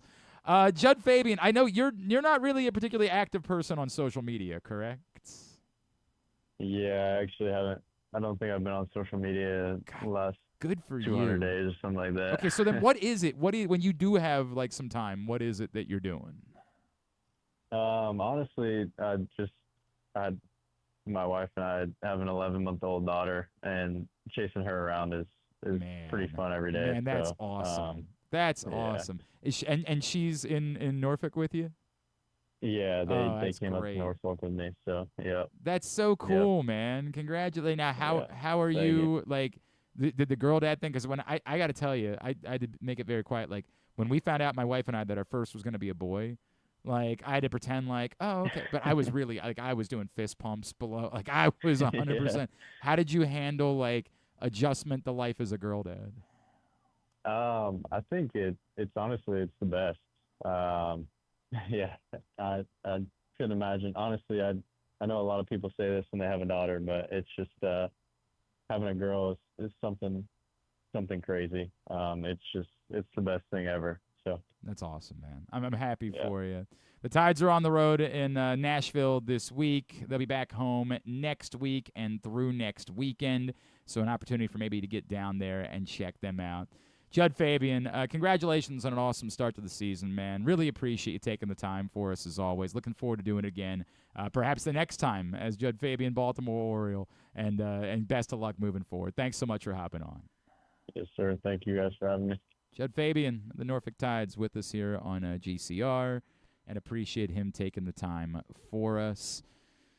I know Jud Fabian's having an awesome start to the season. Like, I understand this is how baseball works. That, like, you want to know how an offensive player is doing? There's a number that you can go look at, and it'll tell you how well they're doing.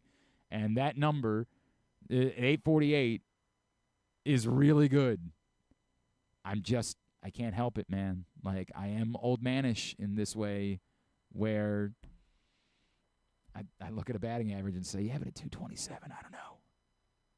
I don't know. But I mean, the on base. Yes, like, that's 100%. Yeah. Like 100%, the on base makes up for it. There is no doubt. Like, if you are 21 walks in 75 official at bats, so let's add the walks, is that 96 plate appearances? That's going to play. You get on base 40% of the time, it doesn't matter how you're doing it. That's going to play everywhere you go if you've got over 400 on base percentage. All right, why don't we what do we do here? Do you want to grab a break? I guess so. All right, we'll grab a break. Oh, no, we won't. No. We will not do that whatsoever, I don't think. I will tell you that today's show is also brought to you by the Stan the Fan Variety Hour. Stan the Fan, Ross Grimsley, former Orioles pitcher, and Luke Jackson with you every Monday.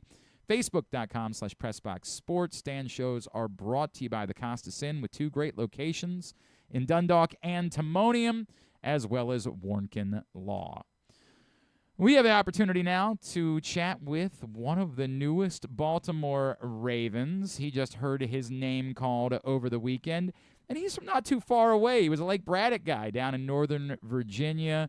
He is a tight end out of SMU with a previous stop at Michigan, Ravens' 4th-round pick. Matthew Hibner is with us now here on GCR. Let's make sure I say it first right. Matt, do you prefer Matthew or Matt so that we can start on the right down the right path here? How's it going? It doesn't really matter. You can call me Matt. It's your name. You've got to choose. You have to choose what it is. I'll go with Matt. You would rather it be Matt. We got to set the record straight now moving Yes, sir. Yep, on record. Matt Hibner, it's great to meet you, man. Thank you for taking the time for us. We really Thanks for appreciate having me. it. It's a pleasure to be on here. There's a few layers that I want to go over with you. I reference, obviously, your history dating back to Michigan. I know you were asked about it this weekend, your relationship with Jesse Minter. And I get it, like it's the other side of the ball, and there's like 300 people in a college football program. But like, what did you know about Jesse Minter? How close were you? Like connecting with him during the process, and now being back around him, how much does it mean to you? Yeah, I mean, it's just incredible. It was super great. You know, I went to the Ravens local pro day to kind of have that pre-established relationship with him and just a couple other of the staff members, and you know, I was on offense, he was on defense at Michigan, but, I just think in general that team was so close. And just, being around the building, being able to talk to him, outside of meetings at lunch and things like that, and just getting to know him, as a coach, but also just as a human being and as a person and kind of just seeing, how much, respect that he kind of resonates and kind of the positivity that he brought and really just kind of the mastermind behind the defense at the time. Honestly, he kind of came from the Ravens and that family of Coach McDonald and kind of just carried on that tradition of like Michigan's, defensive stature in the system that they had. So being able to reconnect with him was, it's just great. Like we kind of, reconnected, kind of talked about those days just a little bit before kind of talking about, the present. But yeah, I just think he's an awesome dude. I'm super happy to have him as my coach and really looking forward to building the relationship even more. You bring up, it's funny because the comparisons to Mike McDonald are, of course, inevitable, right? Like, for a lot of people, it feels like they're almost intertwined. But I think one of the things that's been so praised about Mike McDonald and Jesse Minter is like this new school kind of approach they have to coaching, like meeting players where they are and not just yelling for the sake of yelling and screaming and trying to be an alpha. Again, acknowledging he wasn't on your side of the ball, but like how real did you feel like that was, and how much do you feel like that works as now he's going to be your head coach in the NFL? Yeah, I can't remember a time where I really heard him yelling and screaming and looking at my teammates at Michigan like, wow. Whoa, like, this guy's kind of, lost it right now. But I think, I think he's always taken a professional approach to that type of thing. And like, he knows what he wants to get done. And he knows how to communicate that. And like, obviously there's times where, people mess up and you kind of, you got to kind of get on him a little bit in games and in practice, but I've never really seen him like kind of make it personal or kind of, that kind of like get in your face type of thing. And I think it works. I think you need both. I think there's some times where, coaches, they want to see the energy pick up and it kind of, they're the leaders of the team. But I think a lot of, you kind of mentioned like him meeting the players and getting to know the players. I think, one thing about that Michigan team and one thing I would guess is probably the case, that's being built at the Ravens too now is just kind of like building player leadership and enabling players to be able to be the ones who do that. I think the best teams, the championship teams, are player-led teams. And I think that he does a really good job of kind of being able to kind of cultivate that inside the building. That's awesome. Matt Hibner is with us here on GCR. Matt, not a lot of guys transfer out of a program that just won a national championship, right? Like that's not a common decision. I would imagine, and you can correct me if I'm wrong, that a lot of that was about opportunity and wanting to get on the field a little bit more and prove what you could do so that you could be in the position that you're in now and reach the NFL. How important was that to you, and how proud are you of what you were able to do at SMU in order to prove to teams like the Ravens that you're ready to make this jump and be an NFL tight end? Yeah, you're absolutely right. The main thing for me was really just opportunity, really being able to showcase what I could do at tight end. there was, a culmination of a lot of factors. I had just graduated. We just won the national championship. Coach Jim Harbaugh, he was kind of leaving and taking a lot of his staff with him. So for me, it was like, I was like, hey, let me roll the dice and see what I can do. I really wanted to be able to showcase myself as much as I could, as a versatile tight end. That's kind of what I've always tried to be. And, when I was playing tight end in Michigan, it was in a very, blocking role in line in the fullback spot, which is great, developed a ton. Also, not to mention, the special teams experience that I got at Michigan. But SMU was just a unique situation. I thought it was really cool that they were jumping up from the AAC to the ACC my first year there. And that was kind of one of their messages to me from Coach Lashley and Coach Woods was like, hey, we want people who know what it takes to win championships, who kind of has seen that culture and been a part of it. We kind of want you to help kind of influence our culture in that same way. Because, we don't want to be a middle of the road ACC team. We want to, compete for ACC championships and try to make playoff runs. And then, really the X factor for me was like just seeing the impact of the culture that was at Michigan and the really the power of leadership and, kind of like the one track mind of everyone doing what it took to win. I felt like an overwhelming sense of that at SMU. Everyone wants to get SMU back to, the glory days and the Pony Express days back before the death penalty. And, really the big bonus for me was I could play all over the field in SMU's offense. Obviously, they're more of an air raid spread offense. So, did a lot of inline stuff and kind of in that like hit position, but, also was able to really split out and get vertical, get downfield in the pass game as well. It's funny you bring up, like, by the way, I don't think any of us saw you guys making the playoffs, right? Yeah. It kind of took everybody by storm. But it's funny what you say, because I feel like a lot of the talk about you going into the draft was, well, can really be a strong blocking tight end, right? Like, and you referenced that was maybe a little bit more of your role at Michigan. But what you just said, in watching film on you, how much do you feel like you're here to be a complete tight end now in the NFL and to be someone who can catch a bulk number of footballs, maybe even as a rookie, where right now there's kind of a wide open competition for the number 2 job behind Mark Andrews? Yeah. I think the local pro day kind of helped me kind of prove that as well. But also my film, I've talked to Coach Grossi. He said he likes that about my game is being able to, to run fast and catch the ball up the seams with speed and stay up and make those plays and be a reliable pass catcher. And I think, the more that I can complete that part of my game and become a polished run blocker and also kind of be a threat in the pass game, it just adds more versatility for me and gives me more opportunity. So, obviously I'm here to do whatever the team needs. And if I'm doing one thing or the other, like I'm going to do that to the best of my ability. But, I'm always trying to be as complete of a tight end as I can. That's kind of always been what I've tried to show, and kind of what I try to bring to the table to where, you can just plug and play me at whatever position on the field you need me to, and I'll do it at a high level. I got to know how disciplined you are. I'm going to guess, given like your family and given your father, that there was probably a lot of demand for discipline in your house growing up. Are you, like, if we saw you right today, are your shirts always pressed? Are your shoes always shine? Like, has that discipline moved down to you whatsoever? I would say that I'm fairly structured. I love to be kind of in a regiment. That's kind of just the way that my whole family was raised. My father, he did a great job of instilling that. And my mom too. She's told me all the time just this week, like, well, no one else is going to do it, so I'm going to keep you grounded. Like, I was mowing the lawn yesterday. Like, wow. Wait a second. You just got drafted, and you had to go out and mow the lawn yesterday? Yeah. Just, my family, they're always going to hold me down. That's what I appreciate about them. But it's great. I don't mind it at all. That's awesome, man.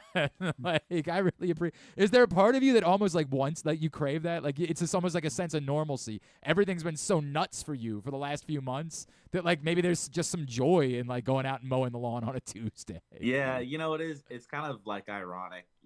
It's the whole. I've kind of just been on cloud 9 really since this past weekend, and just the whole feeling of getting drafted, an opportunity to go play for the Ravens. I couldn't think of a better fit. And it's just an incredible, overwhelming thing, but it's almost so surreal. And it's kids in the neighborhood are coming and wanting, autographs and pictures and stuff. And I'm like, I was literally just one of these guys, not too long ago in the same house in the same neighborhood. So it really kind of brings me back to, I mean, at the end of the day, like, I'm just someone who kind of like knew what he wanted to do and followed my dreams, and it worked out. But it's like, at the end of the day, I'm still just like, everybody else, That's cool, man. Should I assume that your family was Commanders fans, or I guess like military family, maybe something else altogether whatsoever, right? Yeah, so I mean, we've lived in this house in Virginia for just about 18 years, but before that, we were moving, every 1 or 2 years, just with the Army demand. Even when we got here, my dad, he moved around a bit more. We kind of just stayed here as we kind of got to middle school and high school. So I will say we were raised as Colts fans. My parents were raised in Indiana. They're from Indiana. But really, we just never got a chance to settle down enough to get married to a team. So that's now you got a new favorite team, right? Like, yeah, we had the Baltimore Colts and the Baltimore Ravens. So. I know that was talked about this weekend, but like how cool it is for your family. Like, have they already started like planning how they're going to be coming up to games in the fall? That like it is going to be from Michigan to Texas to now only being like an hour and a half away to come watch you play. Like, how much has that meant to them? Well, it means everything. It's funny you say that. I have to admit that my parents are actually moving to Texas. No. Yeah, they're moving to Texas in the summer for my dad's work. Yeah, he's no longer active duty Army, but he still works for the Corps of Engineers, just on the government side. And he's taking a new position there. So he's actually in Dallas right now. Oh my God. But you know what? It works out great because my little brother Zach, he's gonna go play football at SMU, and I couldn't be more happy, more excited for him. He'll have my parents nearby. And, I've got an older brother and his family. He's got his wife and his daughter. So I have a little niece up here, and my sister's up in Arlington. So we kind of split the family in half. So it's just more incentive for my parents to come back and visit and see Selena, my niece, and then come watch some games, hopefully. So it works out really well. It's not gonna change anything. My parents are ready to make those trips. They've been doing it their whole life. So that is so ironic, man. Like, it is so ironic. When they finally have the opportunity to have you nearby, it just works out that way, man. That is wild. Matt, the Ravens part of it, right? Like, and I know, everybody talks about Lamar, obviously. Like, you're going to be catching passes from Lamar Jackson, which I'm sure is a pretty surreal sentence for you to say out loud, but also just the history of this franchise. And I know that your emotions would have been through the roof no matter who it was on the phone. Like, it would have been the most exciting day of your life had the New York Jets called you and said, you're going to be a Jet moving forward. But the fact that it is this organization, and particularly given their history with tight ends, which has been kind of overwhelming, how much more does it mean? And does it maybe make you not even think about like where you went in the draft? And I'm sure there was a part of you as tight ends were coming off the board that was like, I'm better than that guy. Like, why does he go first? How much more does it mean when it ends up being this organization? Yeah, I mean, I seriously, I've said it many times, but I honestly could not think of a better fit, a better opportunity to like you said, catch passes from Lamar Jackson, the best quarterback in the league, to play behind and with Mark Andrews and the veterans that the Ravens have in that room, and just, be a sponge and learn from them. I got to really kind of build a relationship with Coach Grossi. And just loved everything that he's about, loved the way that he coaches, loves who he is, kind of just being able to talk to him, off the field. And I just think, their system, the way they kind of run their zone schemes, the way they kind of get their tight ends downfield. I mean, Mark Andrews has been, quietly, however you want to say it, but like super productive, and he's getting 100 receptions a season, and kind of you're seeing that production and, just the weapons that the Ravens have on offense, and like you said, like the history and just the prestige of that, the organization is, I mean, I seriously, I couldn't draw it up any better. So yeah, I mean, at the end, once the pick was there and it was the Ravens, like, I could have been the last pick in the draft. Like, I just would have been so thankful to have the opportunity to play at the Ravens. And I mean that seriously. I think it's a great fit. Did you happen to get to know Josh Cuevas at all in the process? Like, I know tight ends tend to hang out together at like the combine and stuff like that. Did you Did you get to know him at any point? And like, have you seen Yeah. him? Okay. Yeah, I did. So we were at the Senior Bowl together. Yeah. He was on the other team.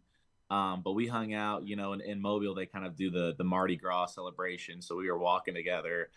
We got to know him some there, and then at the combine reconnected too. And then once I saw that he got drafted, I reached out on Instagram, and we've kind of been texting back and forth too and getting connected. I mean, we're both just stoked to have the opportunity to go play for the Ravens, man. And he's a great dude. I already know. I mean, it's tight ends are usually that way, but I'm excited to kind of get into really the Ravens off season and rookie mini camp and have someone kind of alongside doing the same thing as me. I think that's a great thing. And there's like a cool competition. Like, again, it's not cutthroat. It's like a friendly, we can raise each other up during the course of this process. For sure. Yep. I'm excited for him to push me, for me to push him, and just learn from really the best in the business at the Ravens. So that's really cool, man. All right, tell me something that we should know about you away from football. Like, what's something that you're into other than mowing the lawn? Which, by the way, hang on, push mower or riding mower? Let's start with that. Oh, it's a push. Come okay, hey, well, bro, I live on a farm, so it's like, I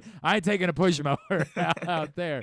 What is like the music that's going when you put the headphones on to go out and mow the lawn? What's your cutting grass music?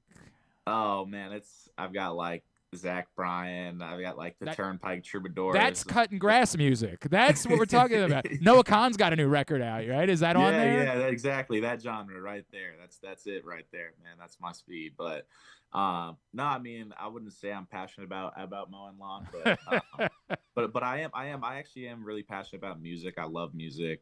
Cool. I fiddle around with the guitar every once in a while, so it's kind of like my escape, my meditation. I love to be outside. I just kind of grew up that way. Spent a lot of time in Boy Scouts. I was I saw you're an Eagle Scout, right? Like, does that mean that sir. Can you like tie all the different knots? Can you like? I could tie a few. I could tie a few. I don't know if it would be super mind blowing stuff, but you can send me outside for a weekend with some camping gear and I'd hold it down. Man, I've had to do that. My son is a Cub Scout currently. I was not a Boy Scout growing up. And so you could tell that I'm not prepared. We had our first camping weekend in the fall last year. I forgot to bring a pillow. I forgot to bring it was freezing cold. I was miserable. I'm like, maybe that's the most important part is a good checklist. Dude, I clearly not a Boy Scout. Quite clearly. I might reach out to you because we have another camping trip coming up in a couple of weeks. Yeah, let me so know. I might reach out to you to find out what I need to have on that checklist. Matt Hibner, it's great to meet you, man. Social media, where can Ravens fans be giving you a follow? Instagram, that's kind of the big one I use. It's mhibner.88. Excited to be posting some Ravens stuff, man. I can't wait. Can't really wait to get the purple on. My high school is purple, so it's cool. I'm already used to it. I already know. Let's go. That's awesome, man. But yeah, man, I'm stoked to be a part of the flock, man. I can't think of a better opportunity, and just ready to make the absolute most of it. Matt Hibner, so happy for you and for your family that you get this opportunity, and we can't wait to see what's next. Congratulations, and looking forward to meeting you in person. Thank you. Thanks so much. Appreciate it. Great. Thanks for having me on here. Thanks a lot. I appreciate it. No doubt, man. Matt Hibner, tight end out of SMU, New Baltimore Raven, and great dude. I definitely am going to hit him up about the checklist for because we got another Cub Scout camping weekend coming up at the end of May, and I failed on the first one. I mean, I'm telling you, I forgot everything. Okay. I think I remember you talking about it. It was it was also miserably cold. I mean, it was like an October weekend. Oh, yeah. And it was godforsaken cold. I mean. So this is a late May. Yeah, I don't think it's going to be. I don't think we're going to have the same weather. Like, it might get crisp at night. But I don't think we're going to have the same weather problems with this particular weekend. The checklist, I've got to be way more buttoned up when it comes to my checklist. Way more buttoned up. Yeah, but then you create memories when you fail like this, right? Let's say you you get portal on. Does your brother hate the draft? Yeah. Well, he hates the coverage of the draft. This is I struggle with this, right? Because I can poke fun at that part of it, but I also, as I said then, I still think they should do it. I like that you have it. One, because like Matt Hibner 5 years from now is going to remember that moment. and it's going to be a significant moment for him. And I think he was the one of the international fan that was. Oh, that's right. Yeah, I'll be short like your trips to the playoffs. Right, yes. Yeah. So I mean the phone call part of it. Like yeah. Like I think you should still do it, but I can't ignore how awkward it becomes and how quickly it becomes awkward. Where it really is, this could be an email. Like you could get a text that says Ravens, and it would be as meaningful as everything that happens in that phone call. Like. Hey, it's Eric. No, not nearly. It's Eric DaCosta. Yeah, you're the GM of the Ravens, right? That's all I know. Like, when it was Ozzie, it was a little bit different because he was a Hall of Fame football player, right? Like, it was. You're saying since Eric's just such a normal guy. It's not a knock or Eric. It's not saying he's not good enough. It's just a little bit different that the phone call comes, and it's not a joke. There's a part of me that says maybe you ask. Like Ed Reed to come sit in the draft weekend room that weekend and let him be the one to make the call. Because if I'm getting a phone call from Ed Reed, it's a massive effing deal that Ed Reed is calling my phone or knows who I am. Yeah, something along those lines. Yeah, that's game-changing to me. With no disrespect to Eric DaCosta, and I know that he would no, because I know Eric well enough to know that he absolutely be like, yeah, you're kind of right about this. Now, I know why he wants to be on the phone, and then maybe that's the way that works. You let Ed Reed be the one that makes the calls, and then you film that part of it, and then after that, then you say, all right, now I want you to talk to all the people that you're going to need to know, and then you can cut the camera off, and Eric DaCosta can hop on there and be like, hey, man, just want to let you know this. Let's do it. Yeah. Sion Young can say, let's do it 100 times. I didn't watch Hibner's. Should we watch? You want to watch Hibner's? I don't know if I watched Hibner's call either. I don't want to feel like I'm going war on the calls. No, well, you are. The hero's welcome is way worse than the calls. The hero's welcome is absurd. About, like when Minter showed up. Like let's throw a parade for someone who's never done anything. And maybe, by the way, Fernando Mendoza won a national championship. Not for the Raiders. This is the call. Yeah. I mean, I just haven't watched it. I have to text him just me like that. What about that emoji with the Muted. Or maybe muted with a Muted. Hey, is this Matthew? Yes, sir. Hey, it's Eric DaCosta in Baltimore. How are you? I'm doing good. How are you? Good. How would you feel about coming just up the road to play for the Ravens? Man, I'd love to come play for the Ravens. Well, we'd love to have you. The coaches are really, really fired up. You're going to get a chance to come and play with Lamar Jackson and Mark Andrews, and I know you're one of the players that our coaches really like coming out of the local pro day and watching your tape and spending time with you. So we're really fired up for what you bring to the table. Sir. Yes, sir. Me too. I appreciate it. Yeah. Who are you with? You with your family? Yeah, with the whole family. Oh, that's awesome. That's awesome. Like, you can hear how quick it is. Awesome. It's very quick. There's just nothing more to say, right? Like he's just telling him that he's going to be a Raven. That's it. Now this kid just wants to hug his dad. Like that's all at that point he wants to do. And he's not going to remember the name of the like I get it that every now and then it seems like Venga Ioane and Dwayne Ledford actually had made like a real connection at some point, and so it feels like there was something there because clearly the Ravens were heavily invested in Venga Ioane. It's not. God, I hate this because this is going to become my thing now. I think it's neat that they do it. I do. I personally like it. I think it's neat they do it. It's just me recognizing how quickly it becomes there's this very awkward moment. God, I don't want to make this comparison. You want to pull up the Fernando Mendoza one where no, he's like stop. missing handshakes with all his family members? Stop. You probably loved that, huh? I am obsessed with like Air Force One history, and I'm obsessed with like transition to power history. And Chris Jones, who had been a sports writer and wrote for Esquire, did this unbelievable piece going over the recordings from Air Force One on the day that JFK was shot, right? And one of the most awkward parts, because then I became obsessed with it. I watched it, I read it, I listened to the audio. After like everything gets settled, and now Lyndon Johnson's been sworn in as president, and they're in the air. They call President Kennedy's mother. And it is a very short she just lost her son at a very young age as the American president. But like it's very clear. All Lyndon Johnson knows is he needs to call President Kennedy's mother. That's all. He has nothing to really say. He just knows he needs to call President Kennedy's mother because it's something you have to do. And so he says, like, I'm so sorry. I can't believe this happens. And then here's Lady Bird. And he just hands the phone to his wife, right? Like, it's very – because what do you say? Like, what do you possibly say to this grieving mother? Like, what could you say to Ethel Kennedy that makes any of this okay? And so whenever I'm in an awkward situation, like a conversation has gone, like, I refer to them like, here's Lady Bird. Like, that's the way that I react to it. And so these draft conversations, they're very quick. Is this it? Oh, God. Oh, this is with. That was a month after. Yeah, it's not the same. No. We don't need to go that far. But like, I just these draft conversations get to that point very quickly. You want to be a Raven? Yeah. All right, man. Awesome. Here's Lady Bird. And then they just hand the phone to the next guy. Yeah, you're a Raven now. All right. And that's the way they go. Like, the way that Drew drew it up is exactly the way the calls go. And I'm glad they do them because it's a moment in time, but there's just not a whole lot to be said in that immediate moment. Still, Matthew Hibner seems like a great kid. Yeah. And appreciate him taking the time for us this morning. We'll come back in. We'll get a tidbit. We'll get tubular, and we will wind down for another very long. This is the America that Griffin show, wants. Is it not? Well, Drew was here.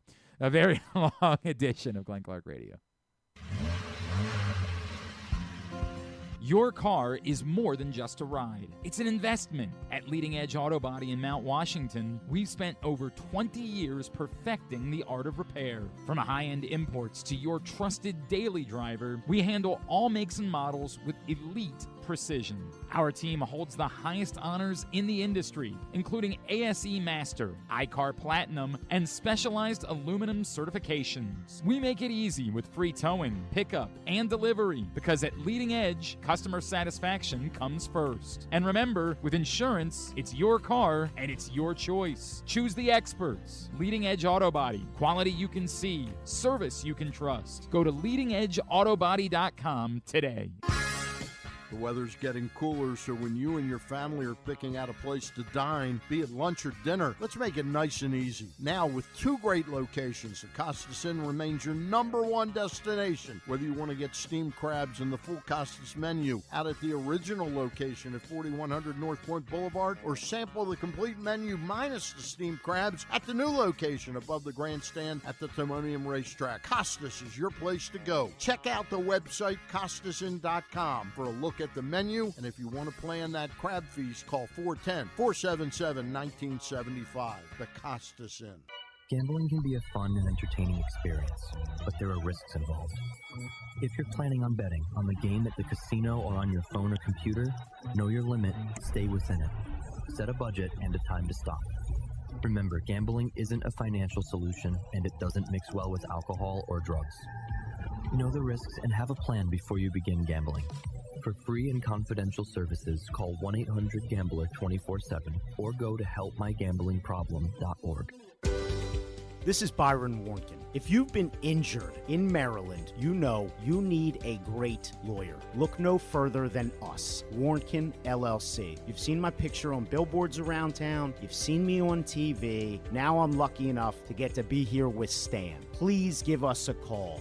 443-RESULTS. It is not just a phone number, it's a mission. 443-RESULTS. Or visit us online at warnkenlaw.com. That's WARNKENLAW.com. Make the most out of every day in your Toyota RAV4. Available in hybrid or gas-only models. A RAV4 can get you where you want to go in style. Check out buyatoyota.com for deals on new RAV4s from your local Toyota dealer today. Coming back in here with Glenn and the other guy, Garrett, whatever his name is. You know who they are. Hey, congratulations to our friend Pete Gilbert, who was announced earlier today by WBAL-TV as the new sports director over at Channel 11. I mean, sure. I mean, I'm not. Yeah, right? Like, we love Pete. It seems like it was a no-brainer to me. I mean, Pete's been there, obviously, for a very long time, and after Jerry Sandusky's retirement, who else would you turn to but Glenn still? Clark, I don't work in TV. I mean, for what it's worth. But happy for Pete, one of the true good guys in this profession. Love him, and it's an awesome thing that he gets that opportunity. So congratulations to our friend Pete Gilbert. All right. Is there anything we didn't cover? No. Los Orioles night, Hispanic Heritage Night in September. Okay. We're doing Los Orioles night. I dig it. I mean, the jersey looks pretty cool. That does seem like I don't have even seen it yet, and it already seems like a jersey I would want. There you go. It does look good. I'm not gonna lie. That looks really. Wait, is that what they're wearing? That's the giveaway. I think it's the giveaway. So are they should wearing wear that too? Yeah, it would need to be a baseball uniform. Like that's a batting practice shirt. No, they can wear that. No, Yeah, they can't. We'll just put the number on the front, I guess. I don't know. Yeah, that's not a thing. Well, and then so the flag court, which has looked ugly for the first month. It's apparently the Corona flight deck now. I think I think that was we knew I that? think we knew that. Okay. Yeah, man. The Corona flag court. I would like them to wear a Los Orioles jersey. I think that'd be really cool if they were to do that. But dig it. Excellent. All right. We'll see if they get the game in tonight. It does not look great for that. I would assume that if they can't Fine get it right now. Thank you. I always appreciate that. I haven't looked at tomorrow's weather. I would assume that it's just as simple as they would play a doubleheader tomorrow if they can't get the game it's a in. getaway day, so I guess I don't know. Yeah. Do the Astros come back here though this season? I mean, no, they wouldn't come back here. Yeah. So like, I think you have to go really far out of your way to create a different scenario by which to reschedule the game if you don't just play a doubleheader tomorrow. Yeah, I mean, yeah. And make it a true doubleheader, like you. Because the first game's early, right? It's a 12. Yeah, it's scheduled for 12:30. Yeah, the first game. So you just make it a true doubleheader. You play a game, 30 minutes. You play another game, and you're still out of here by 7 o'clock or something like that. So that's my gut, but we will see how it plays out if indeed the rains wipe away tonight's game. Maybe, and again because of that they might. Although that's tricky too. You don't really want to stay at the ballpark all night when you're scheduled to play a 12:30 game tomorrow. So, like, what lengths are they willing to go to get this game in tonight versus just banging it and saying... Like they call it right now? I think they let the rain start before they call it. But they've already moved on. There's not going to be the early access to Utah Street that they've been doing this season. They've already canceled that, which suggests that they might be, hey, don't worry about getting to the stadium early. Don't worry about. Buy us a little bit more time. Is what that sounds like. All right, let's get a tidbit. Tidbit is brought to you today. Oh, you know what? We've already done all the sponsors, so it's brought to you by me. You're welcome. I guess we'll do the quick one then. What school had the most draft picks? Ohio State, right? Yes. Yeah. How many? 12? No, 11. 11. Yeah, Okay. 11. I have the rest of the top 6 if you want to. All the schools with 9 players drafted. Texas. Nope. I don't know why I guessed Texas. That was a dumb guess. Stupid That guess. was dumb. Notre Dame. Nope. Another dumb guess. Yeah, I agree. Maybe I should guess the good teams. Georgia. Yeah, 2 teams that didn't make the playoff. Yeah, Another team that did. Wait, Georgia. Georgia did not. Yeah. No, not Georgia. I really don't know. Alabama. Yes. Hey. Tied for second. 10 players drafted from the Crimson Tide. They, of course, rigged the playoff to get Alabama in. Right. So, there's one team that did not make the playoff in the top 6 here. So the rest of our playoff teams? Yeah. Oh, boy. That kind of. Yeah, really kind of. Like. Well, because you kept guessing non-playoff teams. Then not a playoff team, not on this list. Okay, but now it kind of not Vanderbilt. So then Miami. Yeah, Miami. Miami had 9. How many more are there? But now you should be perfect since I. Well, yeah, there's still 12 teams in the playoff. Texas Tech? Yes, Texas Tech also had 9. Not realize it was that many. Yeah, and now be like, name them. Yeah, sure. David Bailey, Baron Morton. Mm-hmm. The receiver, Colby Young, right? No, he was Georgia. What would they? Caleb Douglas. That's what I'm thinking. Rodriguez, obviously. Yeah, Rodriguez. Who am I missing? A&M. Yes, Texas A&M also had 10 players drafted. That's year 5. One more, you say? Yeah, one non-playoff team. One non-playoff team. Penn State. Nope. Bums. Oklahoma. Nope.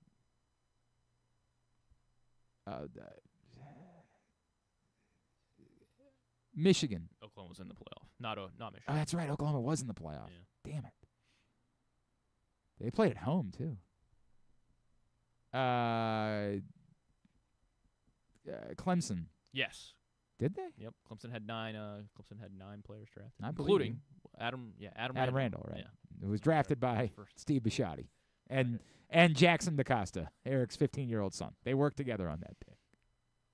It's a great way for Eric to wash his hands. If Adam Randall's not good in 2 years, he's like, look, it wasn't my call. Yeah. My idiot son. Well, Joe Shane's son drafted Malik Neighbors. That was at least that basically in Hard Knocks that was basically. Okay. He was like, who do you think we should take? Yeah. He was like, I really like Malik Neighbors, and they drafted Malik Neighbors. Well, I mean, Malik Neighbors does look like a good pick Yeah. for what it's worth. Yeah. All right, why don't we get tubular? Have you ever thought of taking a cruise to these wonderful destinations with sunny skies and beautiful beaches? Well, wait no longer. We're ready for you to cruise from the Cruise Maryland Terminal. Have a little phrase that you can go from baggage to margarita in about 15 minutes. Choose fun with an array of destinations, onboard activities, entertainment, and world-class cuisine. Contact your travel agent and book your cruise today.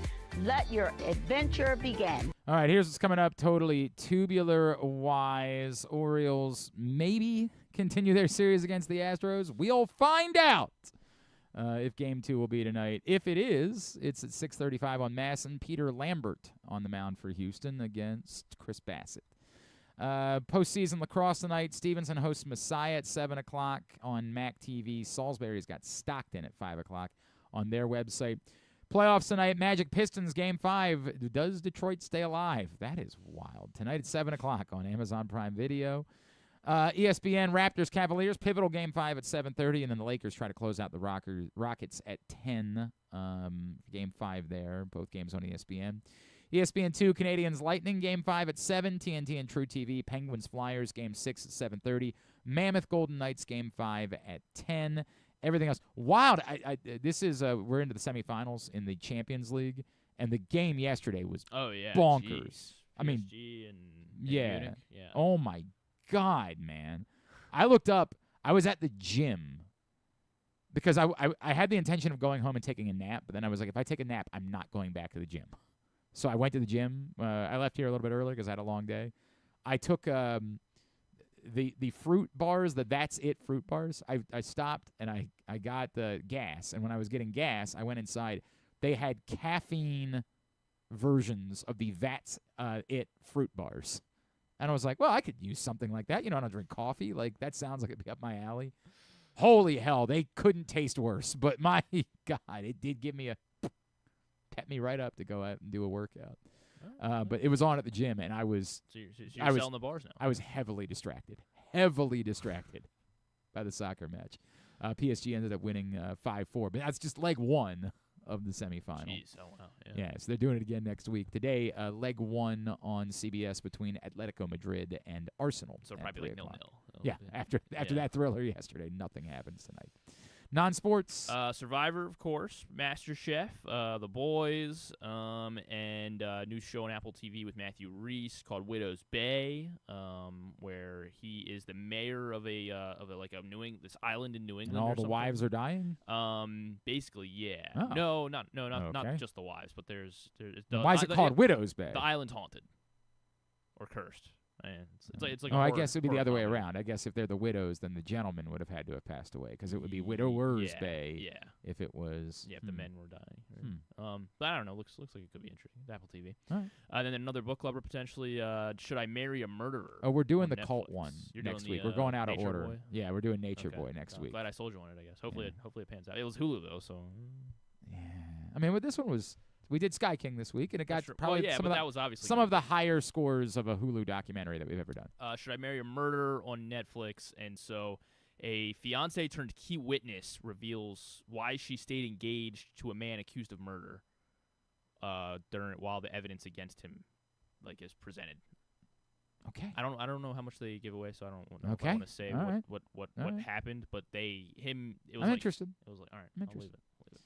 Yeah. Netflix. Very good. Thanks today to Drew Forrester, I guess. Thanks also to Randy Moss. Thanks to New Raven Matthew Hibner and to Jud Fabian. We'll get all that up in the greatest hits section of the... Carl Urban and Lena Dunham. Oh, it was promising. On Seth Meyers. It was promising. I love Carl Urban. I mean, at least love him in The Boys. He did a movie with like Priyanka Chopra, right? That looked semi-okay. Carl Urban did that one? Wasn't that him? Wasn't that Carl Urban? I'm pretty sure it was. The one that just came out not that long ago, right? Was it?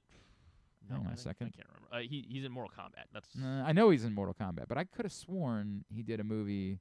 I can't. The Bluff. Oh, The Bluff. The Bluff. Oh yeah, you're right. That is. Yeah. That is new. Yeah, Okay. it is new, isn't it? I haven't watched it. That'll be Prime. But I mean, I certainly love him in The Boys. Oh, Tamara Morrison. And it's been a good season in the final season so far. Anne Hathaway and I always struggle with his name. Yahya Abdul Mateen on Fallon instead.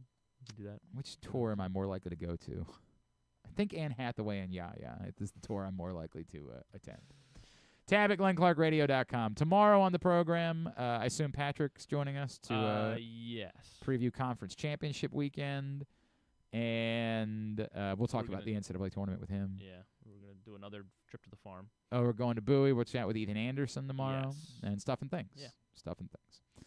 Thanks to everybody at PressBox, all of our great sponsors and partners, including the Baltimore Orioles, as well as Costas Inn, Baltimore area High's Dairy Stores, Leading Edge Auto Body, Warnken Law, 1-800-GAMBLER, HelpMyGamblingProblem.org, Cruise Maryland, CountySports.zone, your local Toyota dealer, BuyAToyota.com. Thanks to Griffin at Griffin_Bass. Follow us, Twitter, Instagram, and TikTok at Glenn Clark Radio. Have a great Wednesday evening. Go Birds if they play. Go Stevenson Lacrosse. Duke sucks.